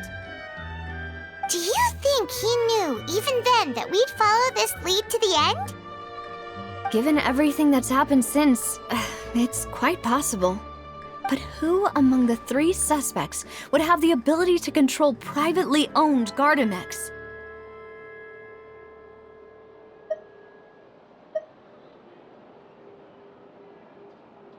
Uncle Marcel? My father did really trust him. And they worked together on a large number of projects. Maybe that's how he got to know Jacques. And with funds from the Confrérie, he could also afford a large number of Gardamex. It's still really hard for me to imagine, though. After all, Uncle Marcel has been around since I was just a child. Also, wouldn't this mean he has been spending a whole lot of Mora and energy to fight his own synth business?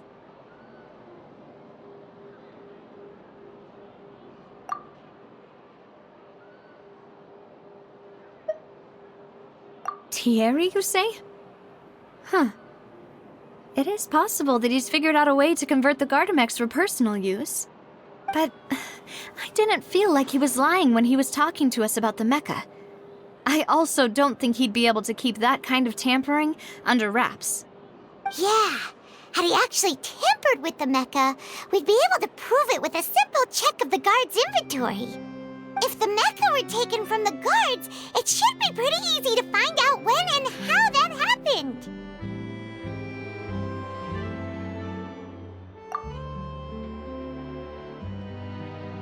Florent? It is true that he was closest to my father, and thus had the best chance of learning about his dealings with Jacques. But as Spina di Rosula's advisor, his work mostly deals with personnel and security, so he shouldn't have much means when it comes to finances. So you're saying he's too broke to afford a mecha army? Exactly. He can't. And even if he could, I don't think he would be able to dispatch a whole group so quickly. Who could it be?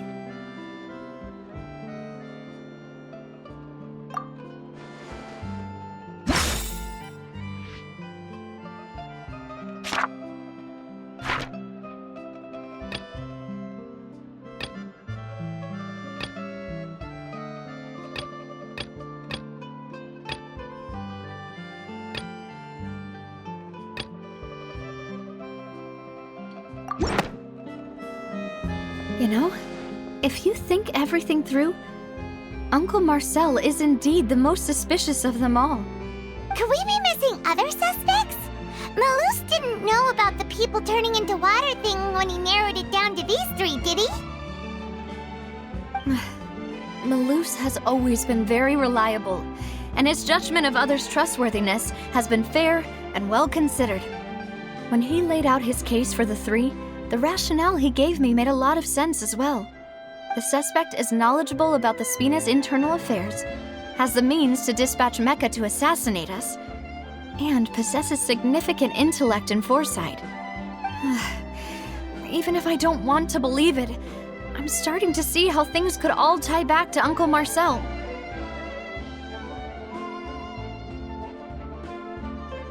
Well, we still have another trump card on top of all the theorizing and speculating. Yes, Malus did say that charging straight in there would be extremely risky, but we don't have any other options right now. We need far more solid proof before we can hope to go charging in on our enemy. Navia, here you are.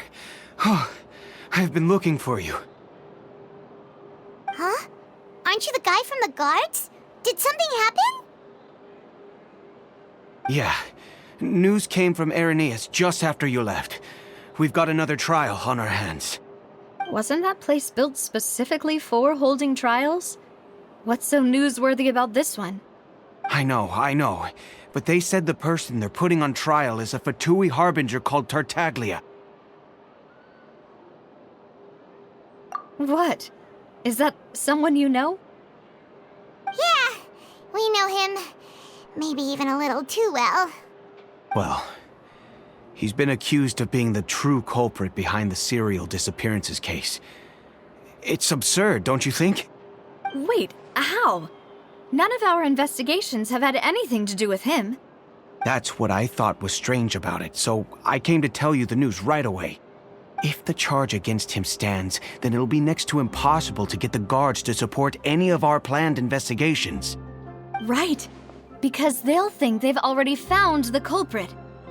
Yeah, and it'll be a lot harder then to clear Mr. Callus's name. I understand.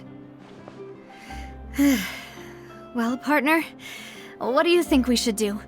We still haven't found any conclusive evidence.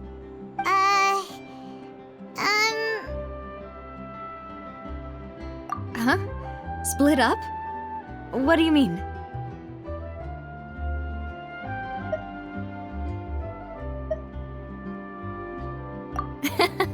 Just as expected of my partner.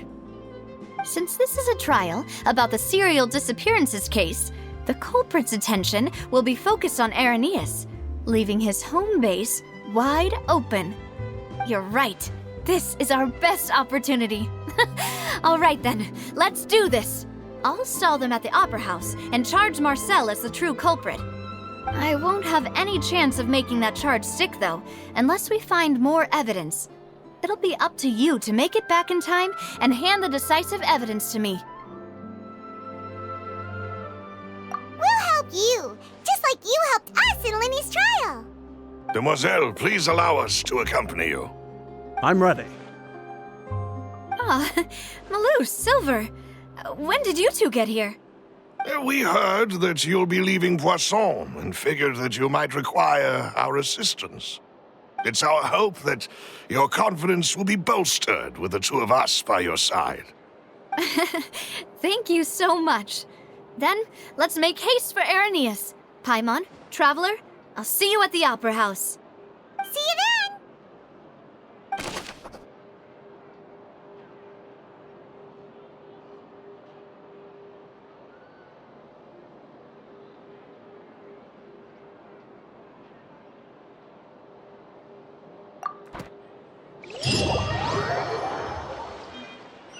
Now that Navia has set out for Irenaeus, we should also get going.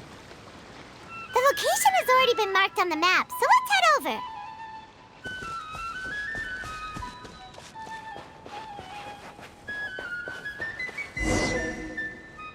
Huh. According to Malusa's info, the synth production base is underwater. Let's go and try to find the entrance.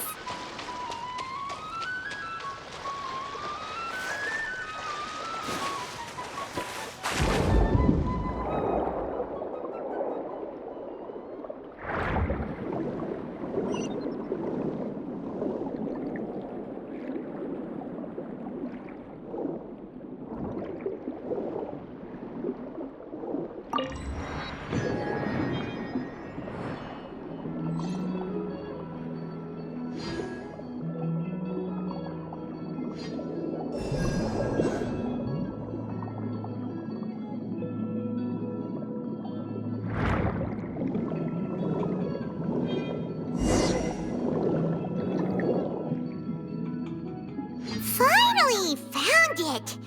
Huh. So this is the entrance that leads to the synth production base. It sure doesn't seem out of the ordinary at all.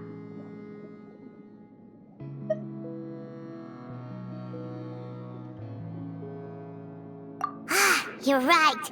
An important place like this is bound to have a ton of protective measures and mechanisms.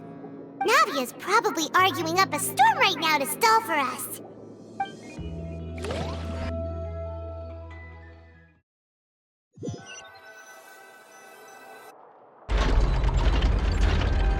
It would appear that I must repeat my question again, Mr. Tartaglia. Do you accept the charge that you are the true culprit behind the serial disappearances case? To be perfectly honest, I don't understand your country's complicated court system, or the reason why I'm being charged with something I've never even heard of. However, I did hear that people who have been charged can choose to participate in a duel to clear their name. Is that right? In which case, as long as I accept the charge, I can have an all-out fight with that champion duelist Clorend, right? I've got to admit, that's one of the most enticing offers I've ever received. When I privately sparred with her last time, she was obviously holding back. Real disappointing. Hey! Don't you understand? You're currently the prime suspect for a major case. This isn't the place for you to be looking for fights. Oh? Sounds like the Hydro Archon wants to lecture me on the ways of the Opera House. Then why don't you duel me too? I'm the kind of student that learns best in the heat of battle. No. That's not what I meant. Alas, it would appear that communication with the defendant is going poorly, and we have made very little progress. In that case, let me explain everything from the very beginning again. The goal of this trial is to determine the culprit behind the serial disappearances case. That case had nothing to do with him! You've got the wrong man! Huh? What's going on? Why is she interjecting again? I told you it couldn't be one of the Fatui harbingers. Miss Navia, this is the second time you've interrupted the court proceedings. I only tolerated your behavior last time because you were able to provide the court with a key eyewitness. But that was an exception rather than standard court protocol. I can very well charge you with contempt of court for your interjections. Oh, please. Did you ever think I had any respect for this place's pointless theatrics?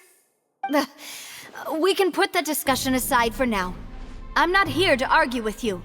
I'm here to charge the true culprit behind the serial disappearances case. And if my charges prove true, then Tartaglia here will be proven innocent by default, correct? Oh, a young lady has charged in and offered to clear my name. How fascinating. Well, I'd gotten half bored to death by all these rules and procedures anyway, so I'll take you up on that offer. So, Your Honor, is there nothing else for me to do now? You may take a seat for now in the audience, but that doesn't mean the suspicions against you have been lifted. Now then, Miss Navia, who is the person you would like to charge instead? That person is...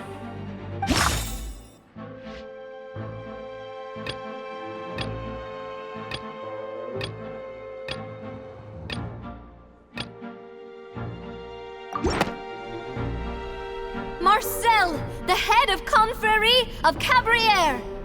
Huh? What confrérie? Never heard of them in my life. I've heard of them, but weren't they Spina di Rosula's sister organization? Oh, is this going to be a friends to enemies type situation?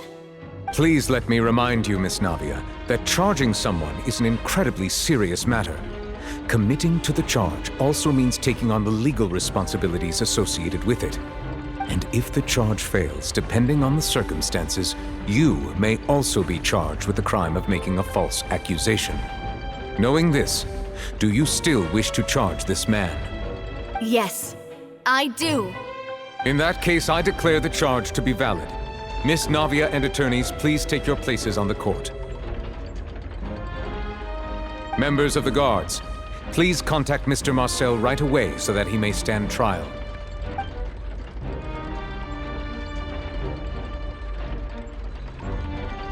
Mr. Marcel, you will not require an attorney. Is that correct? Apologies. It all just happened so quickly. I still haven't figured out what's going on. I think an attorney won't be necessary. This is probably just a misunderstanding between me and Navia. Very well. In that case, since both sides have now arrived, Miss Navia, please present your charges. I would like to take everyone back to 3 years ago, to the case of Callus the Unfaithful. Only through elucidating what really happened in that case can we connect all the dots for the serial disappearances case. Navia, do you really think that I was the one who killed your father? Come on, why would I do that? Callus was my benefactor, and remember both you and I only ran to the scene when we heard the sound of a gun. If that's enough to make me a suspect, wouldn't that make everyone at that banquet a suspect as well? I think there's no point in getting into the specifics right now. The audience doesn't even have the big picture yet. Even I'm struggling to remember some details of that case. Exactly correct, Your Honor. I must refresh everyone's memory about that case before I can explain my charge and reasoning. I see. In which case, I will recount the findings about that case as originally recorded by Maison Gardiennage.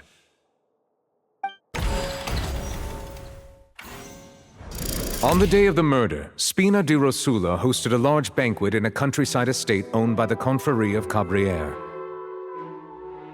During the banquet, all attending guests heard 2 gunshots from the courtyard.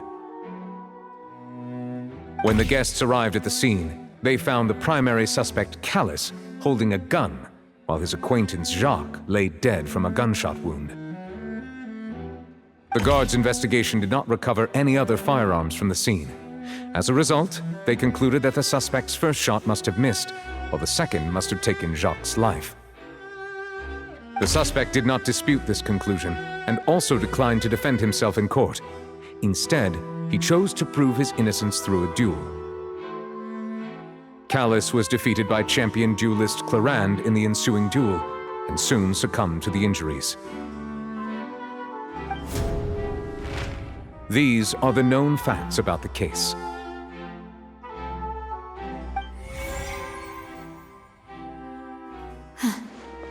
The one with the motive to kill was Jacques, not my father. And even so, Jacques still had no reason to pull the trigger.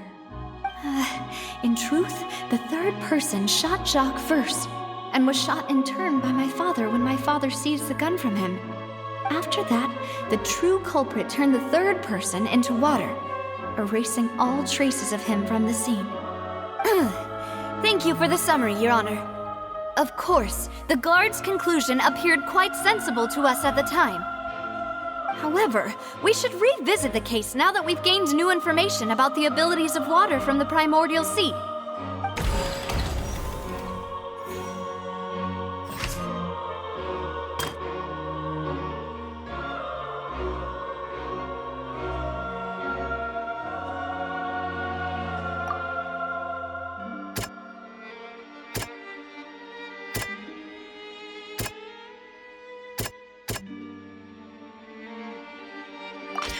The testimony of the victim's family confirms that Jacques had thoughts of assassinating Callus when he set out for the banquet. However, in the end, he reconsidered, and instead shared everything with Callus, hoping to seek the latter's protection. Unfortunately for Jacques, the true culprit had already considered this possibility, and had sent out another assassin.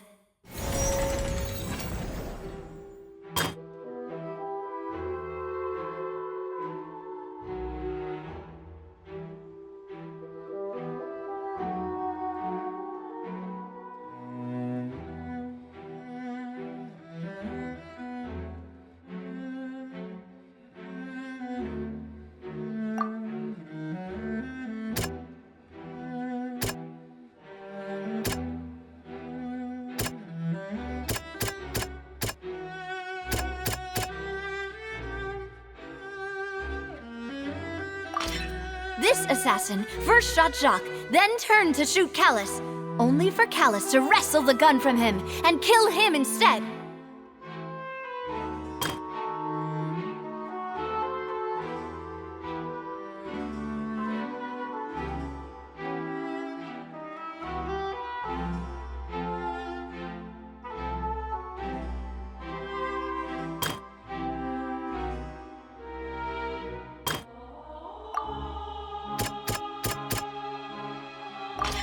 A pile of clothing was found at the scene. The guards once believed they were used by Jacques as a costume to disguise himself. But now, it is clear that the clothes were proof that there was a third person at the scene, and that they were turned into water after committing the murder. Since it was raining that day, the culprit was confident that they could use the rain to wash away all traces of their dissolved accomplice. Realizing this, the true culprit caused the hired assassin to dissolve into water, leading everyone to believe Callus was responsible for Jacques' murder. This is the true version of events.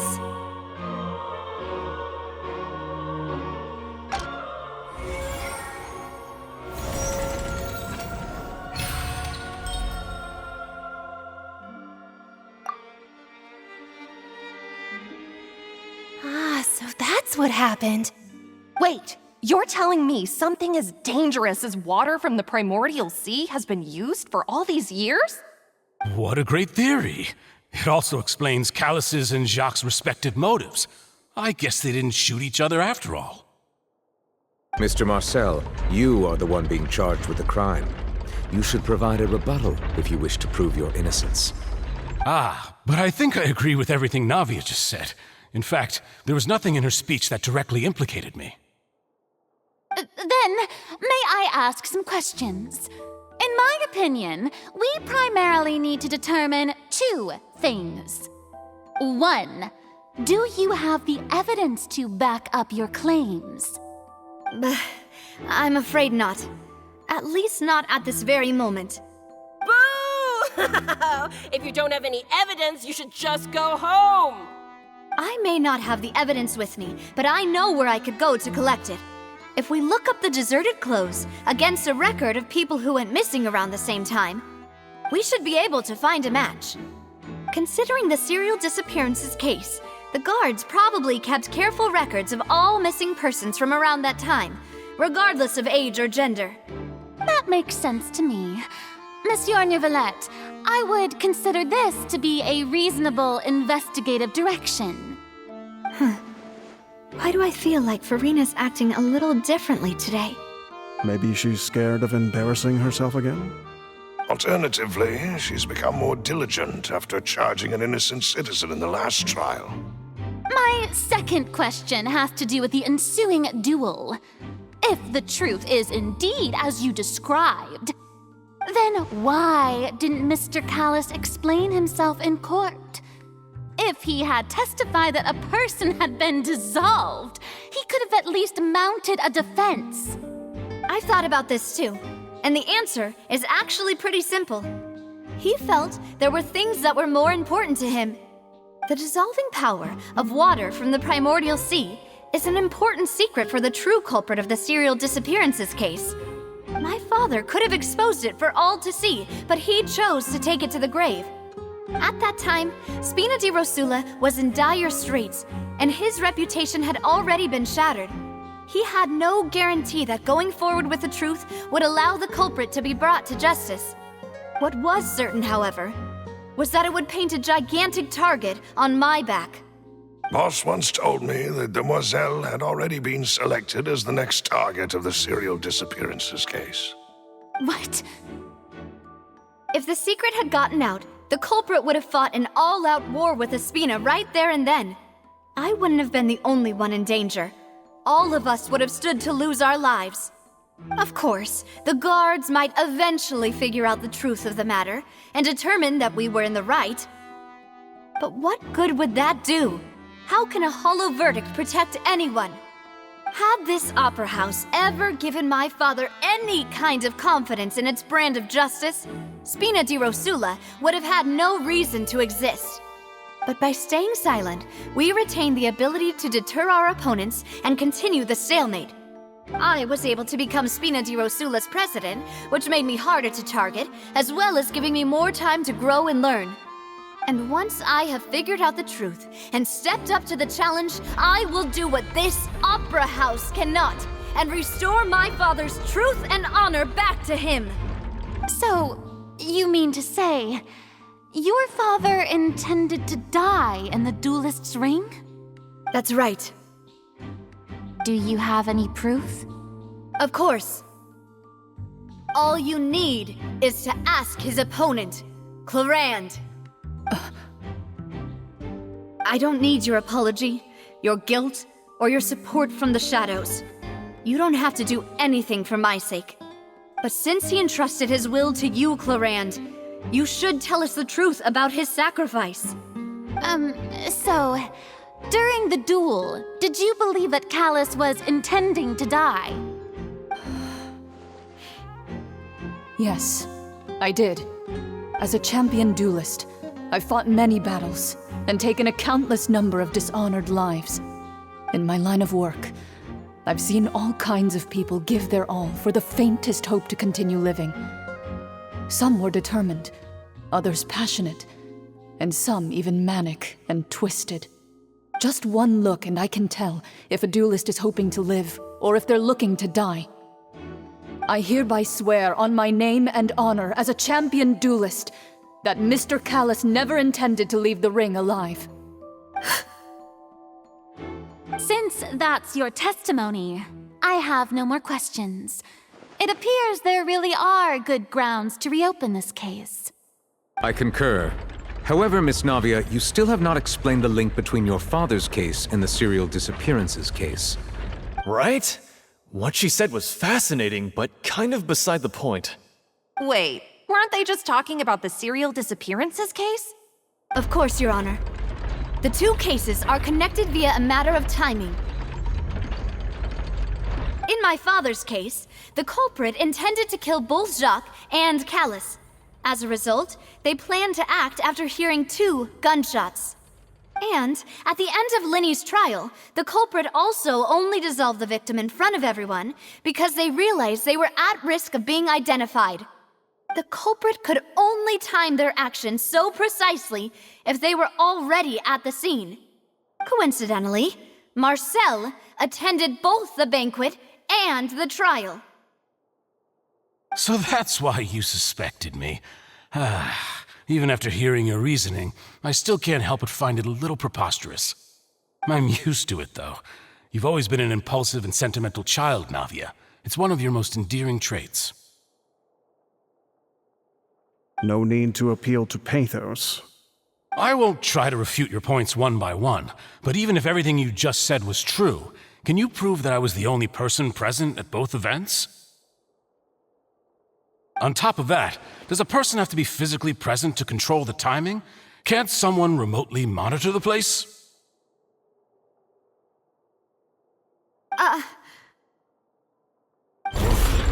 Not much you can say to that. I know that even with that, you might still think you can reduce the list of suspects with some further investigations until I'm the only one left on the list. Alas, who won't feel at least a little hurt by an accusation of murder from a girl you see as your own daughter? But if I were to dismiss this completely, you'd also think I'm not being considerate of your feelings. Ah well, let Uncle Marcel teach you another lesson. Do you know what the biggest flaw in your reasoning is? I suppose you're gonna tell me anyways. It's timing again. I'm a businessman by trade. From that standpoint, there's no reason for me to kidnap young women. It's a high-risk action with nothing to gain. In addition, I left my home in Snezhnaya when I was young to come to Poisson and work in some trade. My business only thrived when I received Callus's patronage. But the disappearances began before I ever stepped foot in Fontaine. I do apologize, demoiselle. This was my mistake. No, it's not your fault. I'm sure he had come prepared. Is there anything else you'd like to say?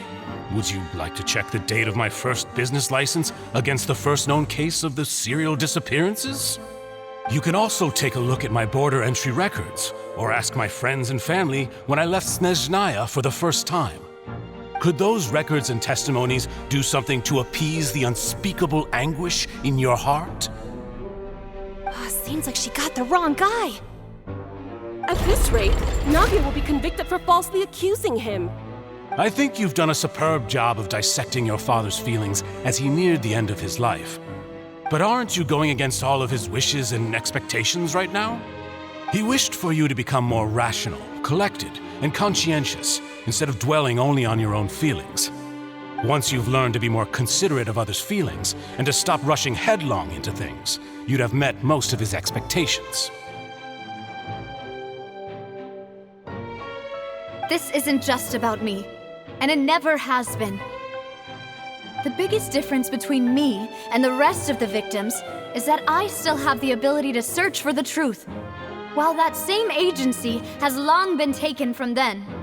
The people whose families were destroyed by synth abuse, the people who lost their loved ones to the serial disappearances, and the people who suffered tragic ends due to their sense of justice. Many people's images are flashing before my eyes. I'm sure some are coming to those of you in the audience as well. And whose image do you see, Marcel? Is it a man named Vacher?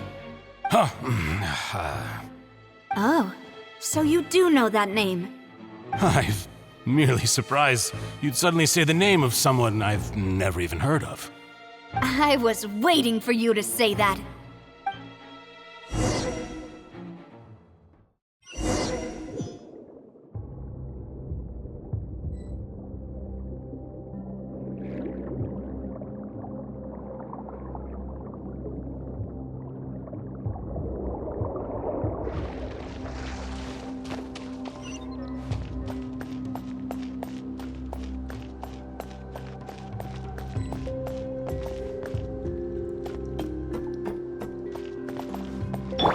Shine down!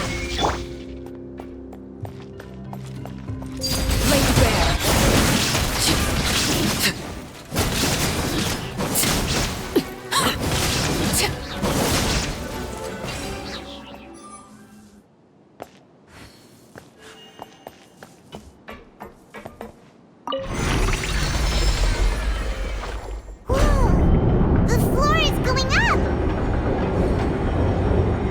Is it because of this mechanism in the middle? That guy really prepared a lot of stuff for this place.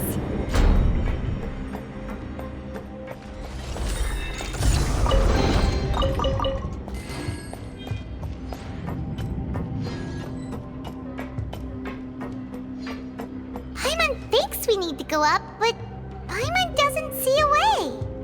Let's take a look around. Maybe we'll find a hidden mechanism that'll show us the way up.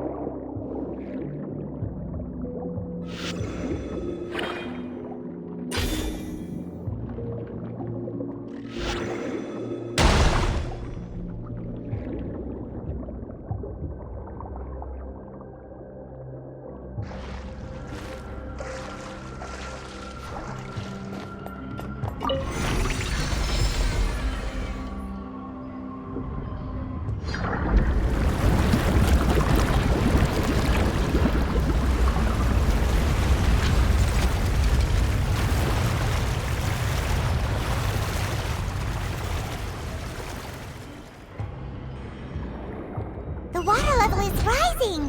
Now we can swim to the top! But this is still a ways away from where we need to go.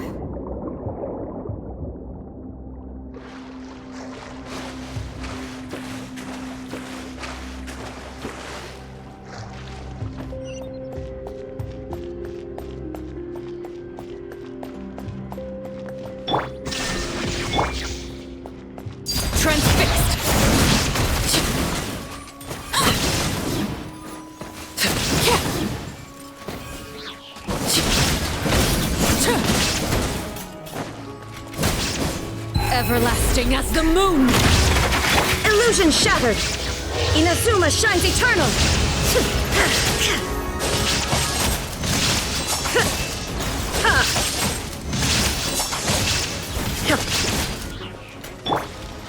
Laid bare!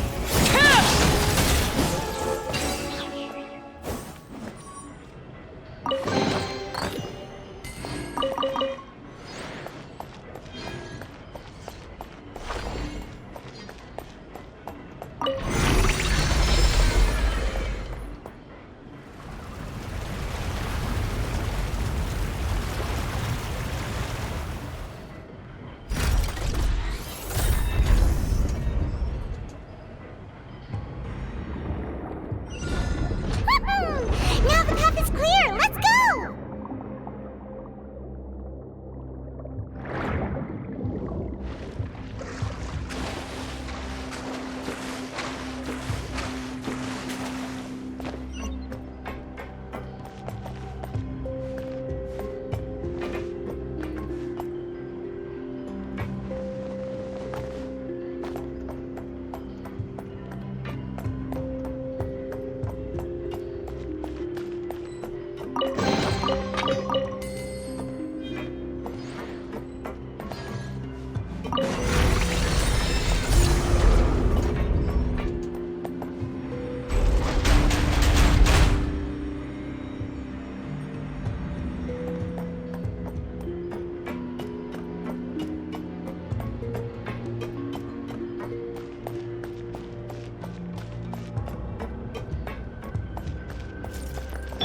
There is no escape! Overruled!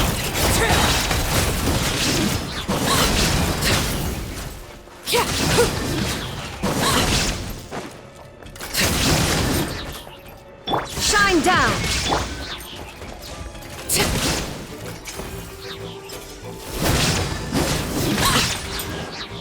Witness my rise!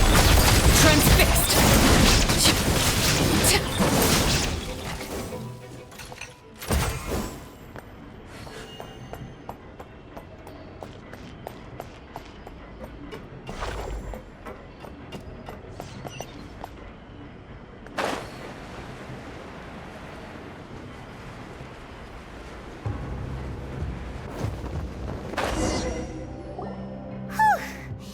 After all that, we finally made it to the innermost sanctum.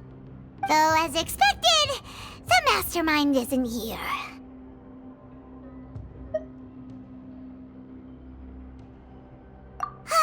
That's right. Then let's hurry up and find some evidence so we can get back to the Opera House and help Navia.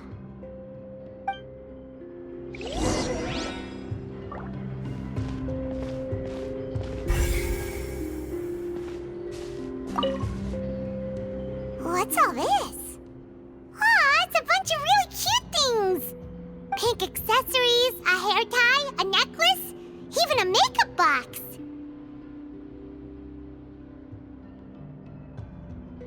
Oh, Paimon sees it too, but why are all these cute things labeled with different girls' names? Huh? You mean the girls from the serial disappearances? They were brought here? And then they were turned into water. And all the boxes of things, these names. That means...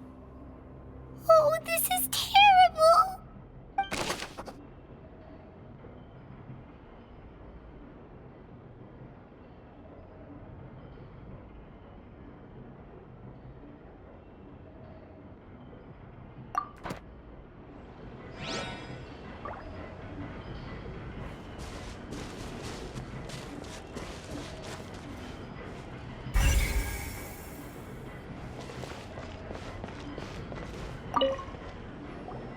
Whoa!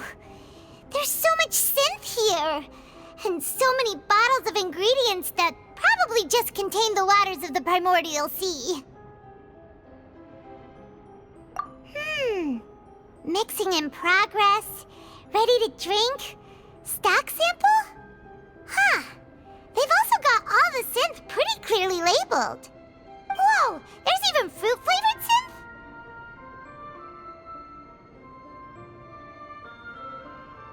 Yep, it's super obvious.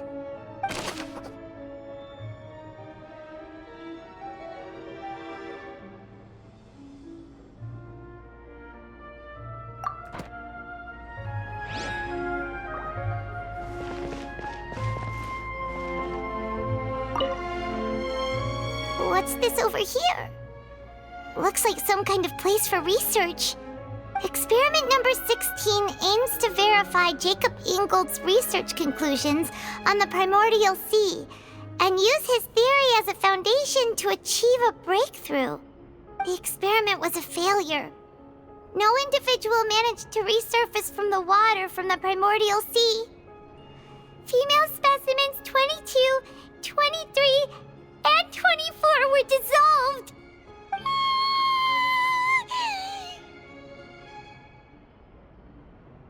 Sorry, Traveler. Paimon will try her best. It's just that Paimon's never read something so scary before. How can someone write something that terrible in such a matter-of-fact tone? You read the rest. Paimon's too scared to keep going.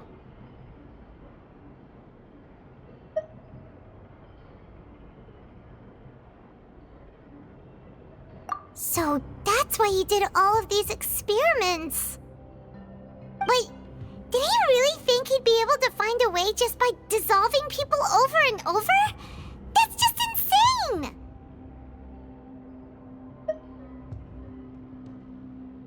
Huh? Isn't that the name you heard by the fountain? Paimon thought he was an eyewitness in the serial disappearances case. Ah, you mean Vache is the one who did all of these... experiments?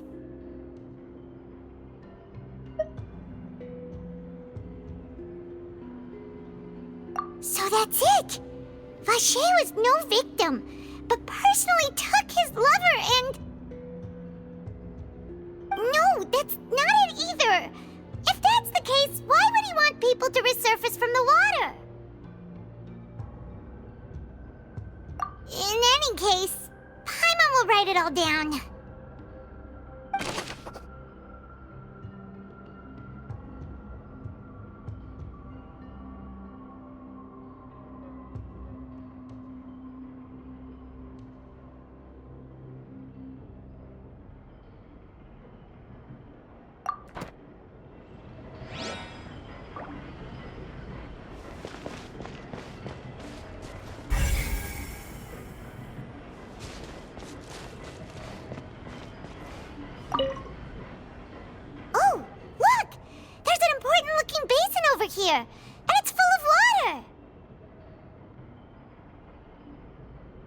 That means this is where they make all the synth!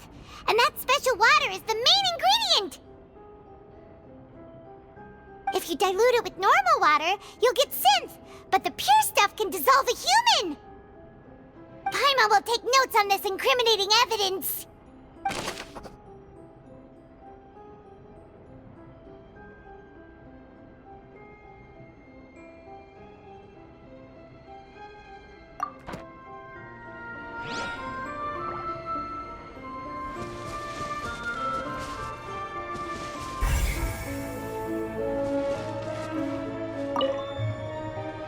Let's see what's written here. Nothing escapes Detective Paimon's eyes. Callus. Navia's father. Oh, this seems to be an investigation report on him.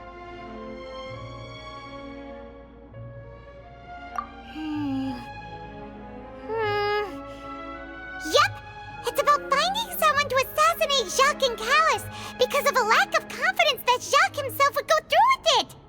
This should prove the existence of the third person, right?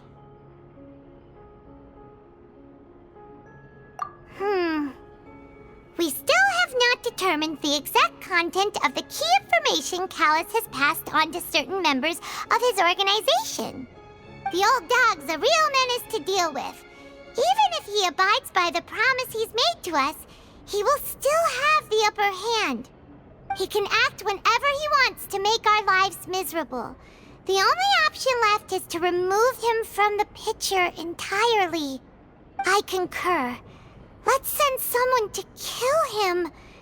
He won't declare war as long as we don't touch Navia. Oh, seems like we've got a bunch of correspondence between the higher-ups.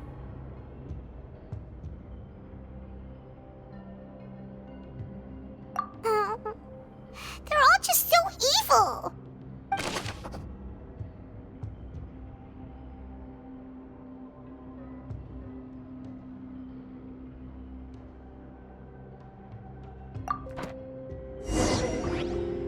We've looked at almost everything here, and it seems like our theories were spot on.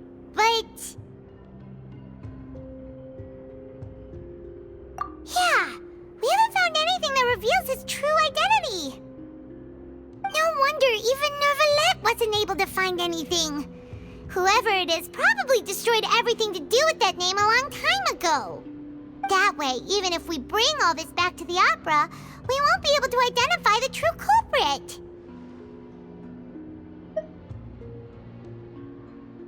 Sure thing. Paimon won't admit defeat to this guy either.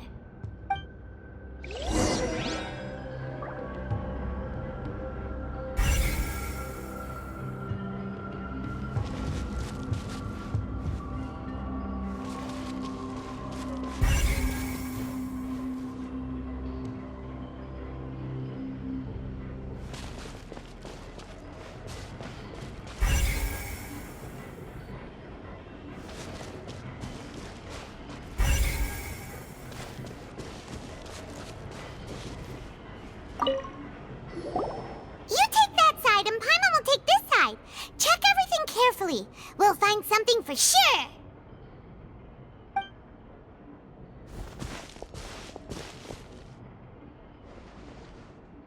Ugh. Nothing at all. And Paimon can't even find snacks either.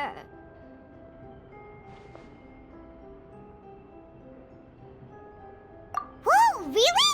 Let Paimon see. Venier. Isn't that Vache's lover's name?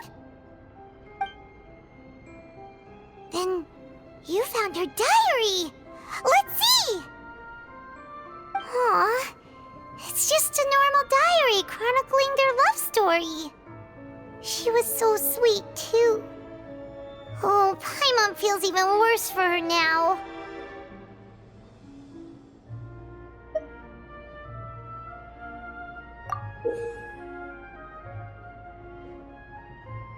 So many! A whole page's worth! But they're all crossed out. Was she unhappy with all of them? The final name she decided on was... Marcel. Wait, but Marcel's pretty old. Has this case been going on for so long that he's Vache and Vinier's grown son?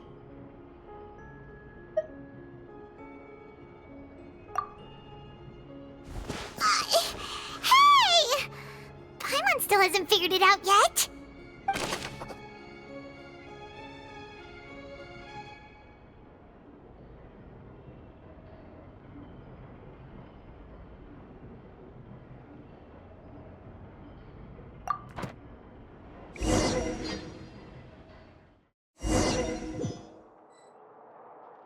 And whose image do you see, Marcel? Is it a man named Vache? Oh, so you do know that name. I'm merely surprised you'd suddenly say the name of someone I've never even heard of. I was waiting for you to say that. Navia! We're back! As expected of my partner. I just knew you'd return in the nick of time. Just how often do you intend to flout the rules of this court? It's all right, Monsieur Nervalette. Given their confidence, I expect they've found the crucial evidence.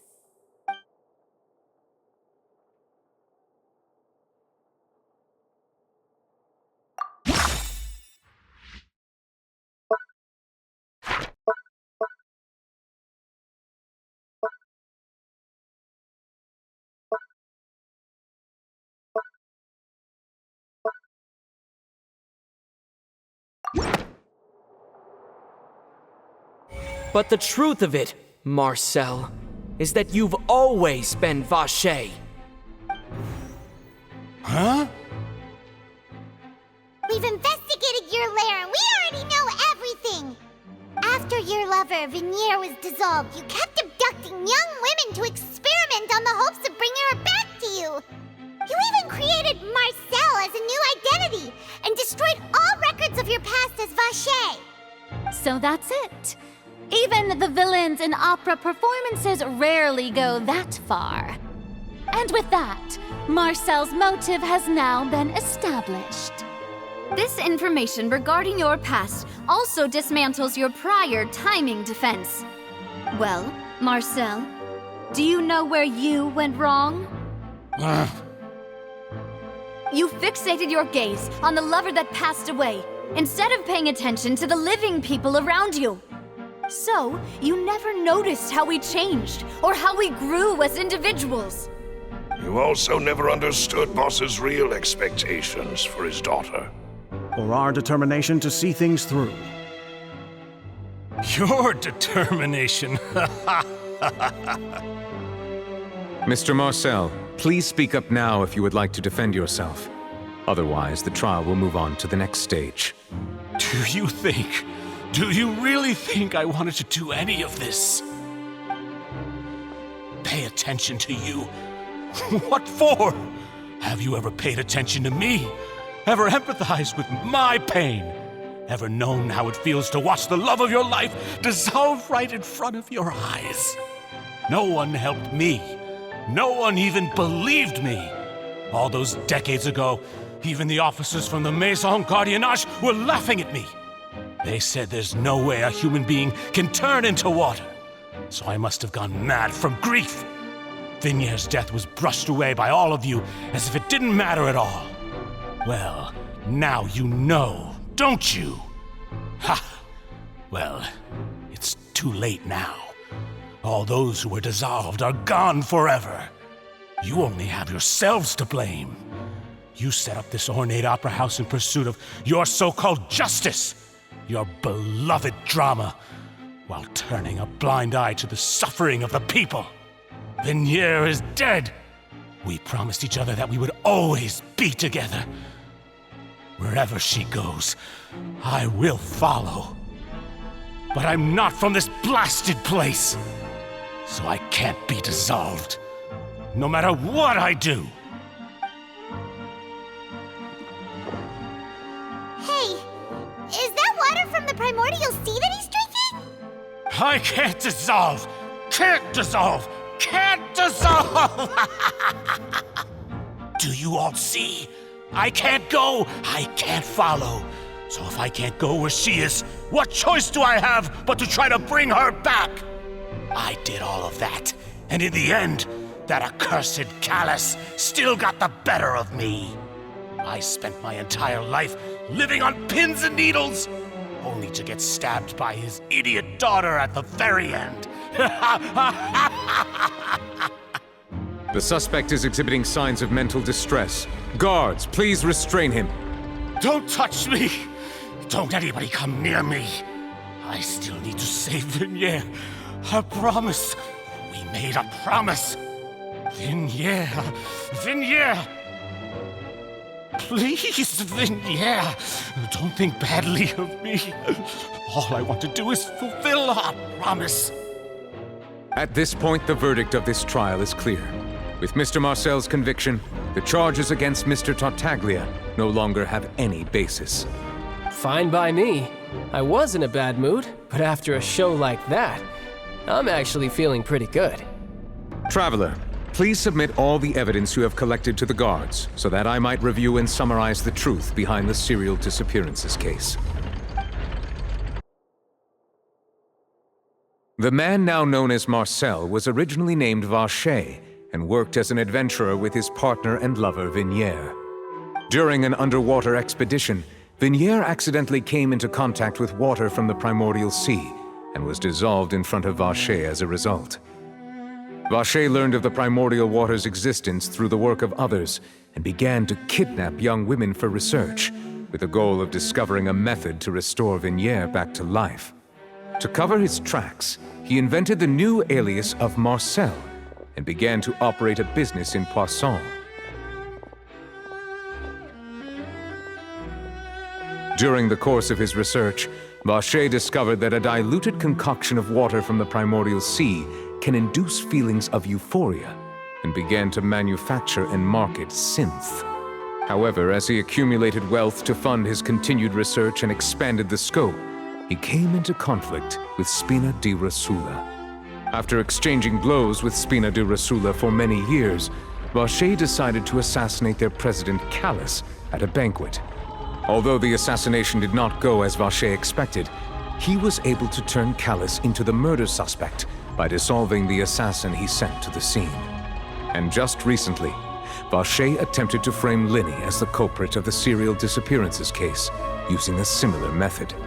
However, his attempt to frame Linny failed, and the power of water from the primordial sea became public knowledge. This case also exposed enough of Vacher's machinations that he was eventually successfully charged in court. Thus concludes the enigmatic history of the serial disappearances case, with the truth revealed to all.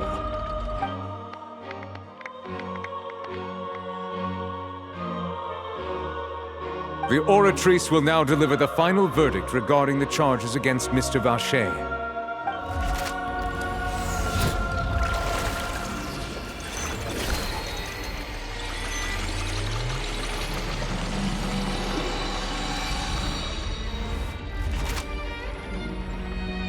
According to the judgment of the Oratrice Mécanique d'Analyse Cardinale, Mr. Vacher is guilty. Guards! Take Vacher away. Good. It's what he deserves. With that, the serial disappearances case is over now. We really just witnessed history. Who would have thought the true culprit would be such a polite and well-spoken guy? Yippee! We helped Navia bring the bad guy to justice! He's hurt so many innocent people and now he's finally getting what he deserves! Huh? Are you okay? Demoiselle, you were absolutely brilliant. The day our late boss had always hoped for has finally come. You can rest easy now, knowing justice has been served. Yeah. It's finally over. It's all thanks to you guys. And my partner. See, Papa? Spina di Rosula's still doing well with me at the helm. Well now, hasn't this been a most delicious piece of drama? The villain has been caught, justice has been served, past wrongs have been righted, and it's a big ol' happy ending. Since it's been such a great show, I'll just let the false accusations against me slide. Either way, I've still got some business to attend to. So, if you'll excuse me... Please wait just one moment, Mr. Tartaglia. What now? None of this has anything to do with me. According to court protocol, since this trial was initiated due to a charge against you, a verdict must also be made regarding the initial charge before the trial can conclude. Oh, come on. Is this really necessary? Haven't you already caught the real criminal? Isn't it time for side characters like me to exit stage left? Please respect the laws of Fontaine. This has always been the rule. All right, but this sure is a lot of hassle. All I need to do is stand over there, right? Let's just get this over with. Through evidence presented in the public trial that was just held, it has been established that Mr. Tartaglia has no direct connection to the serial disappearances case. The guilty party has been identified, and thus it is logical to suppose Mr. Tartaglia is innocent of the charges. We now turn to the Oratrice Mécanique d'Analyse Cardinale to render the final verdict on the charges.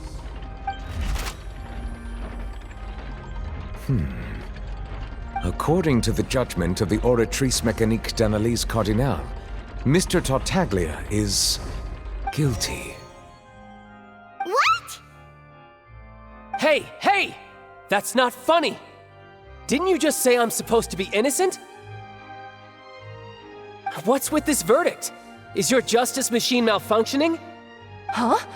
This has never happened before. The Oratrice actually returned a different verdict from the Chief Justice. I mean, have you ever heard of an innocent Fatui Harbinger? Do you think the Oratrice might have just convicted him on general principle? But weren't the charges about the serial disappearances case? No matter what else he's guilty of, it shouldn't affect the verdict in this case, right?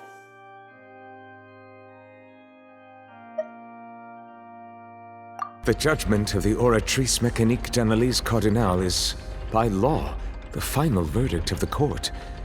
We must accept the guilty verdict. Guards, please take the suspect into custody per court protocol.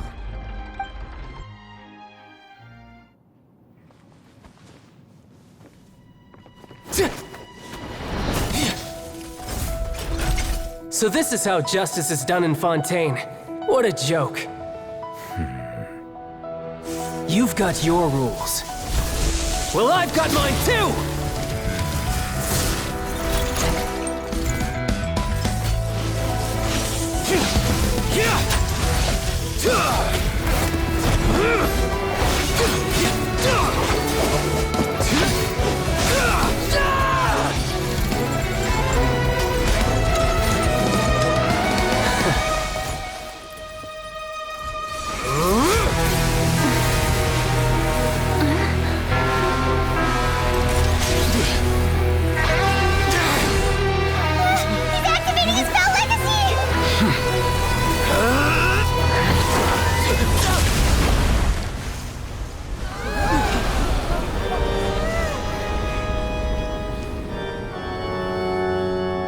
I am sorry. If you have been wronged, we will find the truth. But the rules of the court must be upheld.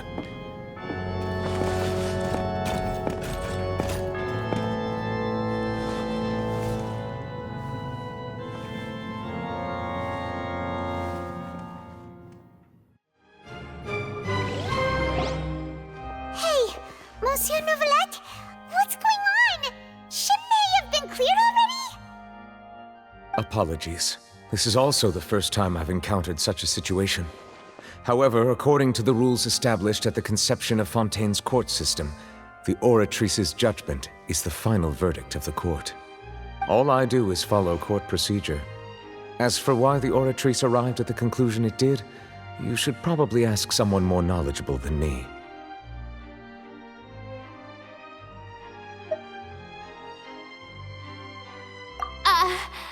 Why are you looking at me? I had nothing to do with it! I don't know what happened there either! Hey, stop staring at me! What does Lady Verena mean by that?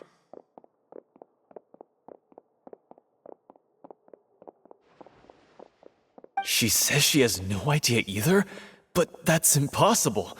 Didn't she create the Oratrice herself? Yeah, so are the verdicts reliable or not? Can results like this really be called justice?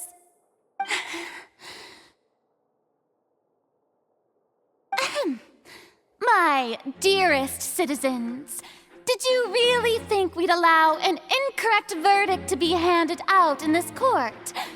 Did you really believe that the judgment could be mistaken or be the result of some sort of random mishap? Don't tell me you thought even I had been blindsided by the Oratrice's result. But the way she looked just now, it was pretty obvious she had no idea what was going on.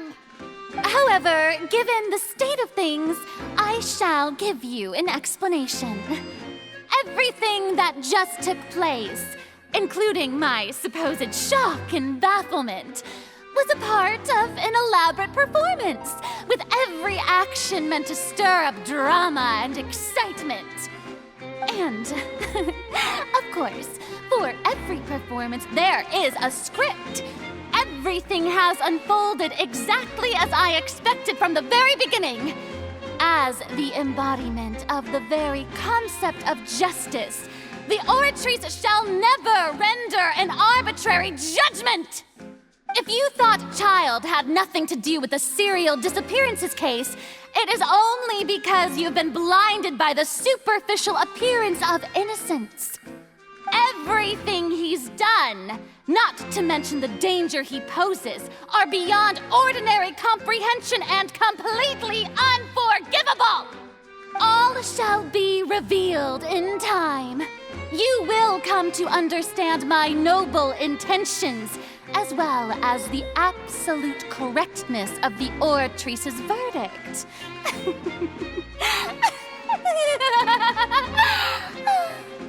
Now, having said that, although I hate to leave things hanging in suspense, it is now time for this performance to end. As the lead actress, I shall be the first to take my leave. Toodaloo! So she chose to make her escape after all, did she? So you're saying we shouldn't put much stock into what she just said? She probably just put on that performance to save face. As for the truth, it's unlikely that she actually has any idea.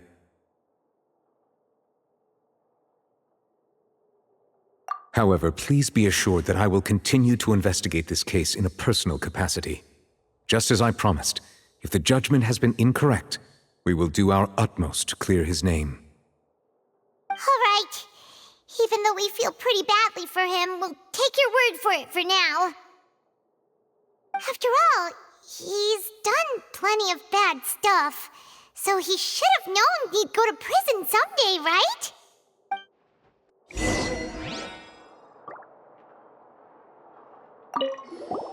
Oh, Monsieur Nervalet! That power you showed when you took him down. Who are you really? I'm the Chief Justice of Fontaine, of course. If officers of the law lack the strength and capability to enforce it, then it makes a mockery of justice.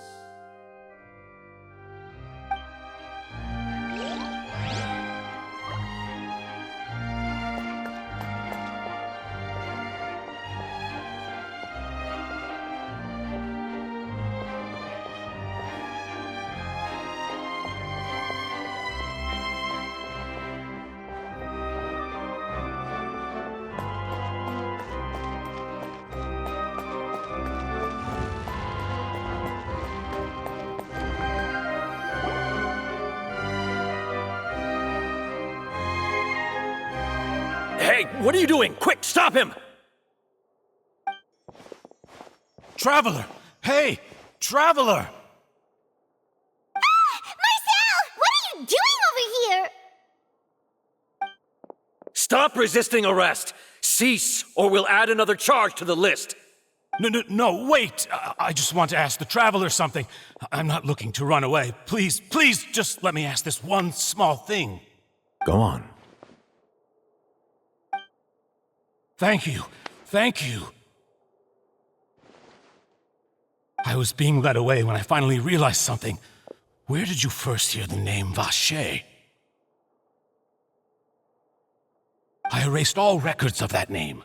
So, unless... Are you still trying to prove your innocence? Give it up. You've already been convicted.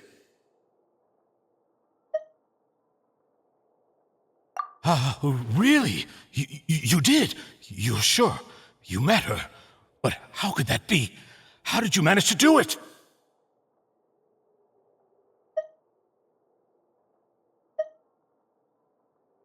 The Fountain of Lucine? Then she's been so close to me all along. And I just never... Please give me a chance to talk to her again. Just let the Traveler take me to the fountain to see her one last time. This is the last request I'll ever make in my life. You can do whatever you want to me afterwards. I don't care. What? Give an inch and you want to take a mile? Do you think serial killers get to make requests like that? Paimon agrees. Why should we give him what he wants when he's only done a ton of super terrible things? This request, is it worth as much to you as your life? Of course! Wait, no. It's worth even more than my life. Humans. Will they betray the instinct to live just to satisfy spiritual needs? Very well. I will grant your request. Your Honor, I fear that... I will go with him. You do not need to worry about any escape. In that case, I shall leave him in your most capable hands, Chief Justice. Thank you, Your Honor.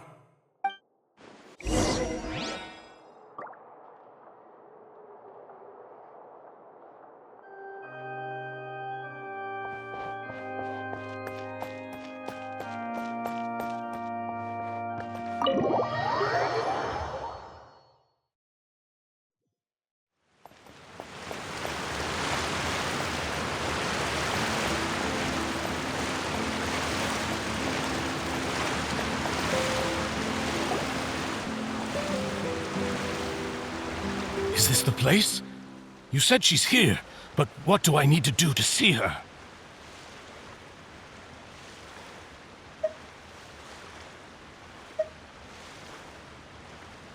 Yeah, and even Paimon could hear her after drinking that thing. Didn't you just drink a lot of it on the stage as well? Oh, in that case... Vache! Ah! Yes, that's it! So you heard it too! Vignier, it's me! It's me, Vache! Vache? Vache! I'm here! Where are you, Vignier? I'm coming for you. I'm finally here for you. Hey, wait! Be careful! Hey, wait! Vignier, is that you? It's me, Vache! Vignier! Vache? Why did you come? Didn't I say? You don't need to look for me. You look a lot older than I remember. How long has it been?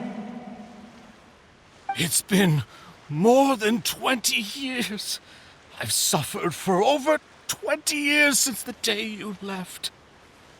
All this time, only the thought of bringing you back has kept me alive. Nothing else mattered to me. I must be dreaming. Who would have thought I'd get the chance to tell you all of my feelings like this? Vignier, you are my everything. I really don't know how I could live without you. But Vache, if you ask me, this world would be better off without you. What are you saying? If not for you, I would have finished my law degree and probably become a top-tier attorney one day. If not for you, I would have continued to pursue my love of the arts, and my works would have been displayed in the Palais Mermonia itself. If not for you, I would at least have been able to take care of my mother. and she would not have grown old and died alone, with nothing but the tears on her cheeks. It's all because of your selfishness, Vache. It's all because of you. You...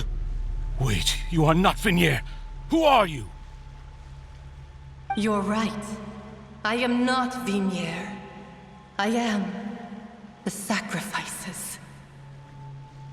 Every woman who died by your hand, as our bodies dissolved, our consciousnesses flowed back to the primordial sea. Our thoughts circulated endlessly within the primordial sea, and we were no longer individuals, but we became one, just as streams of water come together in the sea. I'm Cressy. I'm Lemony. I'm Azine. The only one I am not is Venier. Why? But then, where is Venier? She doesn't want to see you anymore. Every tendril of her consciousness is avoiding you. This is what you get for your selfishness. Your selfishness robbed us of our lives and our futures. You said time and time again that you'd do any and everything for her. But did you ever consider whether she'd want to see you do the things that you did? If she would despise you for what you became?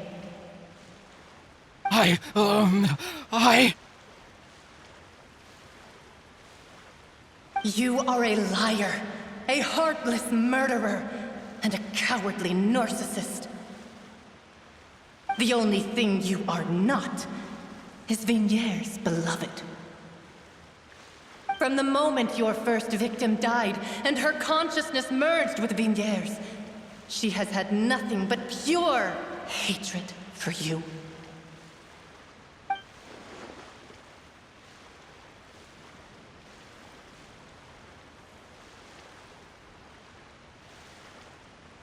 No! Venier! She can't hate me. Let me see her, please. Have mercy. You still don't understand. When I said don't look for me, that came from the real Venier. She really doesn't want to see you anymore. But on top of that, she also said that because it's her final drop of pity for you. She said that because she knew that if you did come here, we will show no mercy to you. Vache. Vache? Vache? Vache. Vache. Vache. Vache. Drown.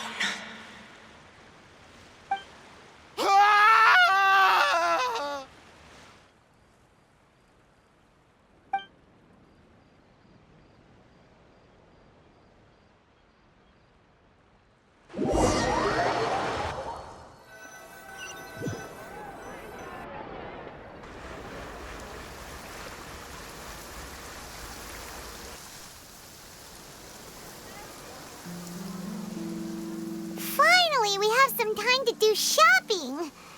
Gosh, it's really been a long time since we've been able to relax.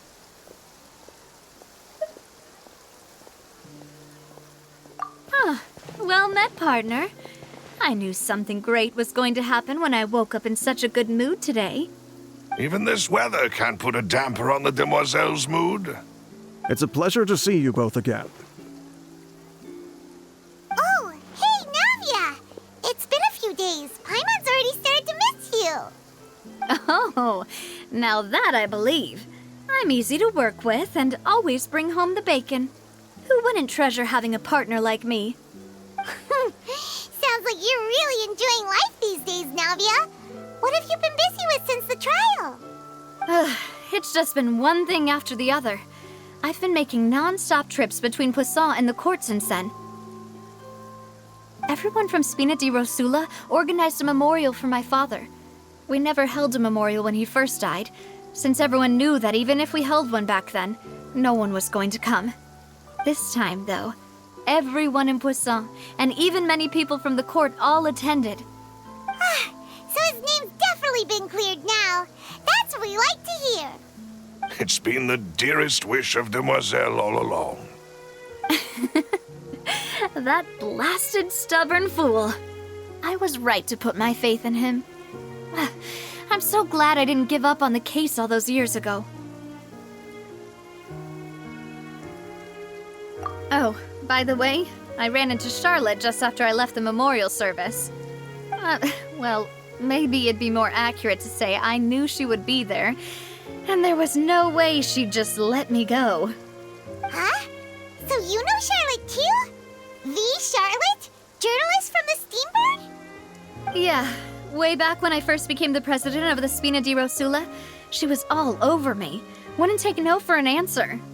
I believe the story was called The True Heart of Darkness, Secret Tales of the Yellow Rose.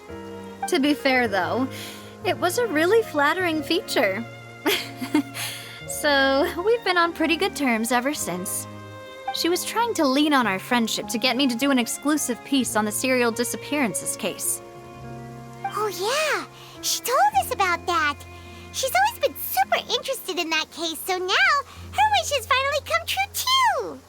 Anyway, I told her to make sure that when she writes about you guys entering the opera house with the critical evidence, that you both sound really cool. Now that's another thing to look forward to. We trust Charlotte's skills with a pen for sure. Oh, and in other news, I also took Clarand out for a meal. Oh, are you two on better terms now? While you were investigating Vashey's headquarters, Clarand gave testimony on my father's behalf. It was thanks to her that we were able to turn the tide. I wanted to thank her. I mean, there's also no point in being awkward all the time, so we took the chance to reconcile with each other.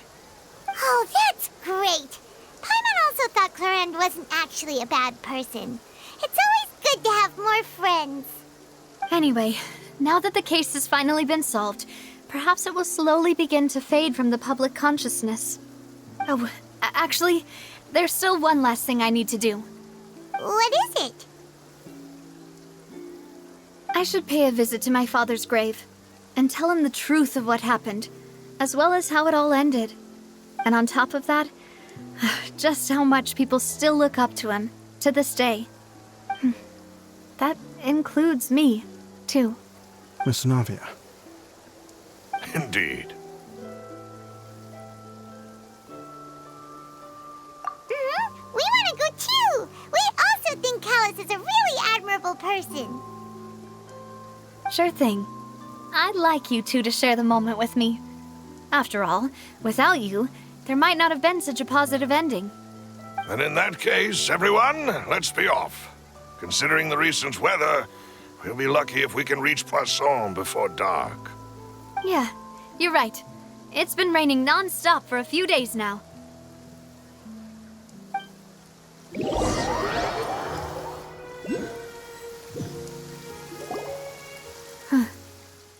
This is where my father's grave is. To be perfectly honest, even I haven't been back here for a long time. Huh? There's someone there already. Wait, that figure. It can't be. Isn't that Neuvillette? Why would the Chief Justice be here? Huh? Navia?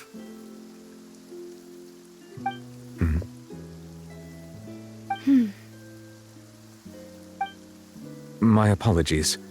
I should have asked before coming to pay my respects. Don't say that. Sorry about that. Oh, I was trying to say there's no need for you to apologize.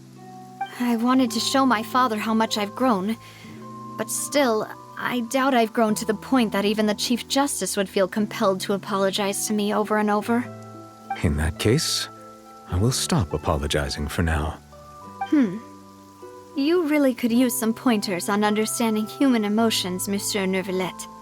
In any case, why did you come to Poisson? Well, ever since that day, I've been turning a question over and over in my head. Just what is justice anyway? There was once a time when I didn't want to believe that there could be anything more important to humans than life itself. Oh, rather than that, it's probably more truthful to say I didn't believe humans were capable of resisting the most basic instinct of living things. That they could rebel against their own nature, or consider certain things to be more important than their own lives. Which is also why I didn't stop your father from beginning that fateful duel.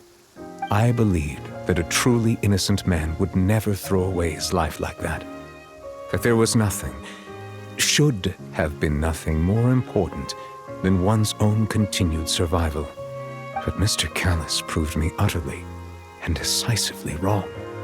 If not for his sacrifice, the serial disappearances case would have remained unsolved to this day.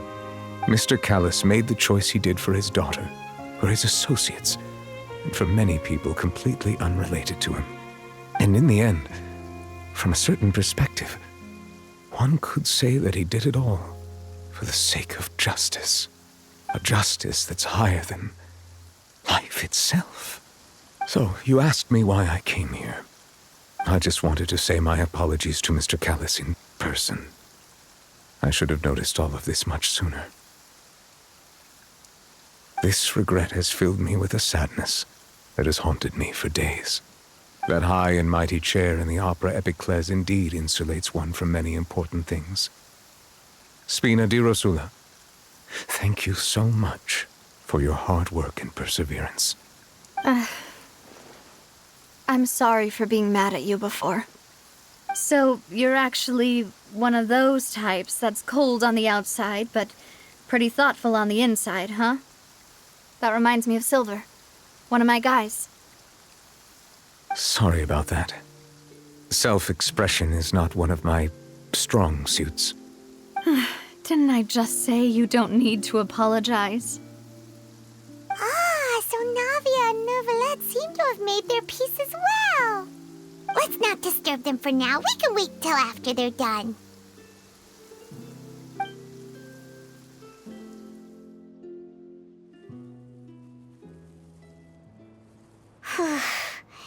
Paimon's never paid respects at someone's grave before. Did Paimon do anything rude there?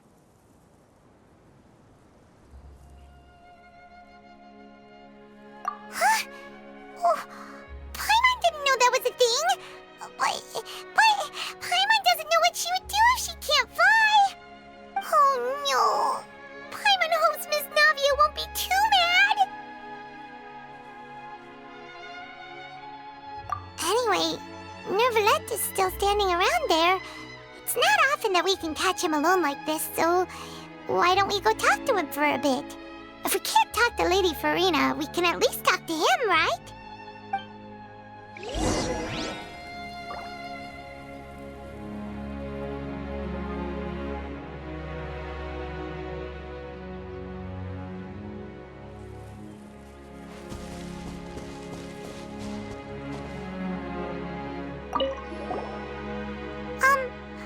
Paimon's really sorry, Navia, but Paimon did something pretty disrespectful just now. What are you saying, Paimon? I don't think I get it. Well, aren't you not supposed to fly around someone's grave? Huh? Who told you that? Hey, Traveler! Why did you mess with Paimon again?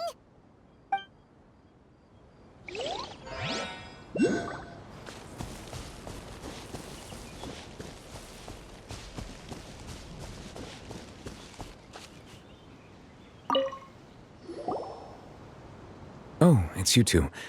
Did Miss Navia invite you to come pay your respects to her father?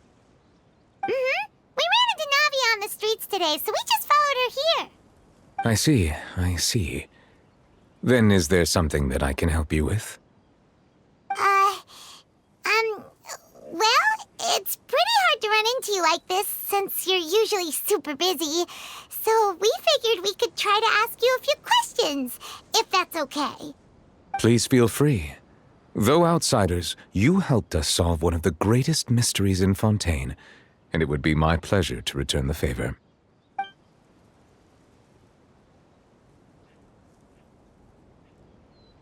So, at court, the bad guys referred to that special water as water from the primordial sea, but what is it really?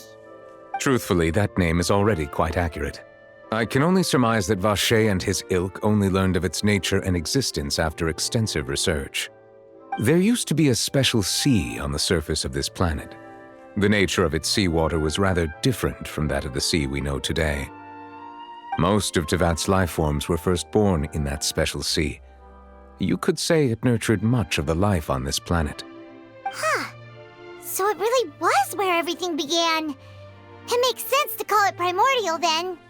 But today, the primordial sea no longer exists on the planet's surface. What Vache discovered must have been some kind of special case, or a remnant from a truly ancient age. Huh. So that's how it is. Oh, you really know everything, Monsieur Neuvillette. But if that's the case, then why would people, at least people from Fontaine, dissolve in that kind of water? Indeed. Why would the primordial sea, which was known to engender and nurture life, suddenly reverse itself and devour life instead? To be frank, that also doesn't match my understanding of this world and its laws. There must still be some unknown secrets around the people of this land. Is there anything else you'd like to ask me about?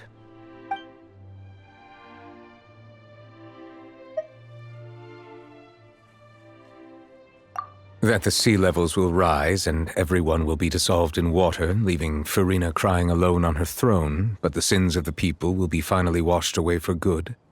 Does that appropriately summarize the version you've heard? That's right! It was Linny that told us back then.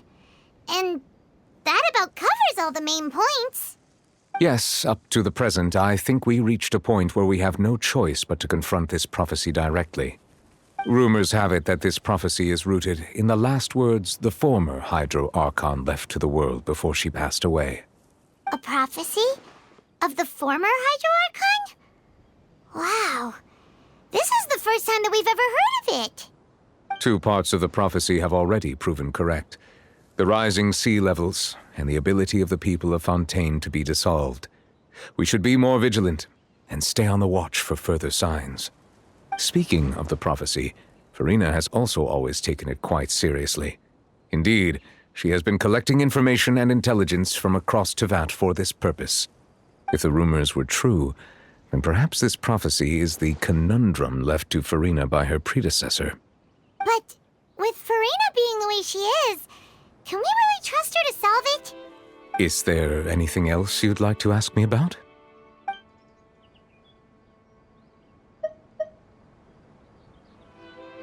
My apologies. My investigation has still not reached its conclusion. However, I still believe the judgment of the Oratrice was not rendered arbitrarily. Huh? But you also said you thought he was innocent. For many years, I have been quite aware that the Oratrice does not simply mechanically repeat the verdict that I give on each case. As a divinely created mechanism, the people's unified faith in the concept of justice is integrated into it. Not only can it produce the incredible power of indemnitium, but it likely also possesses other traits, such as self-awareness. Which is all to say, I have been prepared for a situation like this for a long time. Huh. So when Linny told us that he heard a human voice from the room where the Oratrice's core is stored... I was not aware such a thing had occurred. Perhaps that could serve to prove my conjecture. I will add that to the list of items to investigate. In any case, I am inclined to believe that the Oratrice does have a methodology all its own. We just do not have enough information. Based on Farina's reaction, I doubt even she had any idea what was going on. She managed to bluff her way through it, though, with her time-tested twin tricks of bravado and drama. While we do intend to get to the bottom of this, for now, we regret to say that the Fatui Harbinger will just have to bide his time in the fortress of Meripede. If we did incorrectly convict him of crimes he did not commit, we will most certainly compensate him to the fullest extent allowed by the law. If you ask Paimon, the only compensation he'll want is a no-holds-barred fight with you. Is there anything else you'd like to ask me about?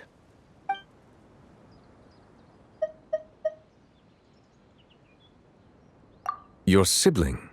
Another blonde-haired traveler? I'm sorry, but I've never seen anyone who matches that description.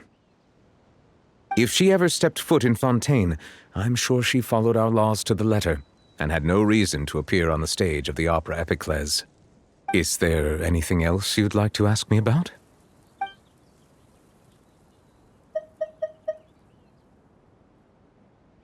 Very well. It was my honor to provide you with what answers I could. I very much enjoyed conversing with you. It will soon be time for me to leave this blissful tranquility behind and return to Palais Memornia. You really are super busy, Monsieur Neuvillette. Paimon thought you only came here to pay your respects today because you had the day off. Crime and villainy do not have the day off, and so justice must work around the clock as well. This is merely the nature of a justice's work. All right. You've got a point. Huh? Paimon just noticed that the rain has stopped.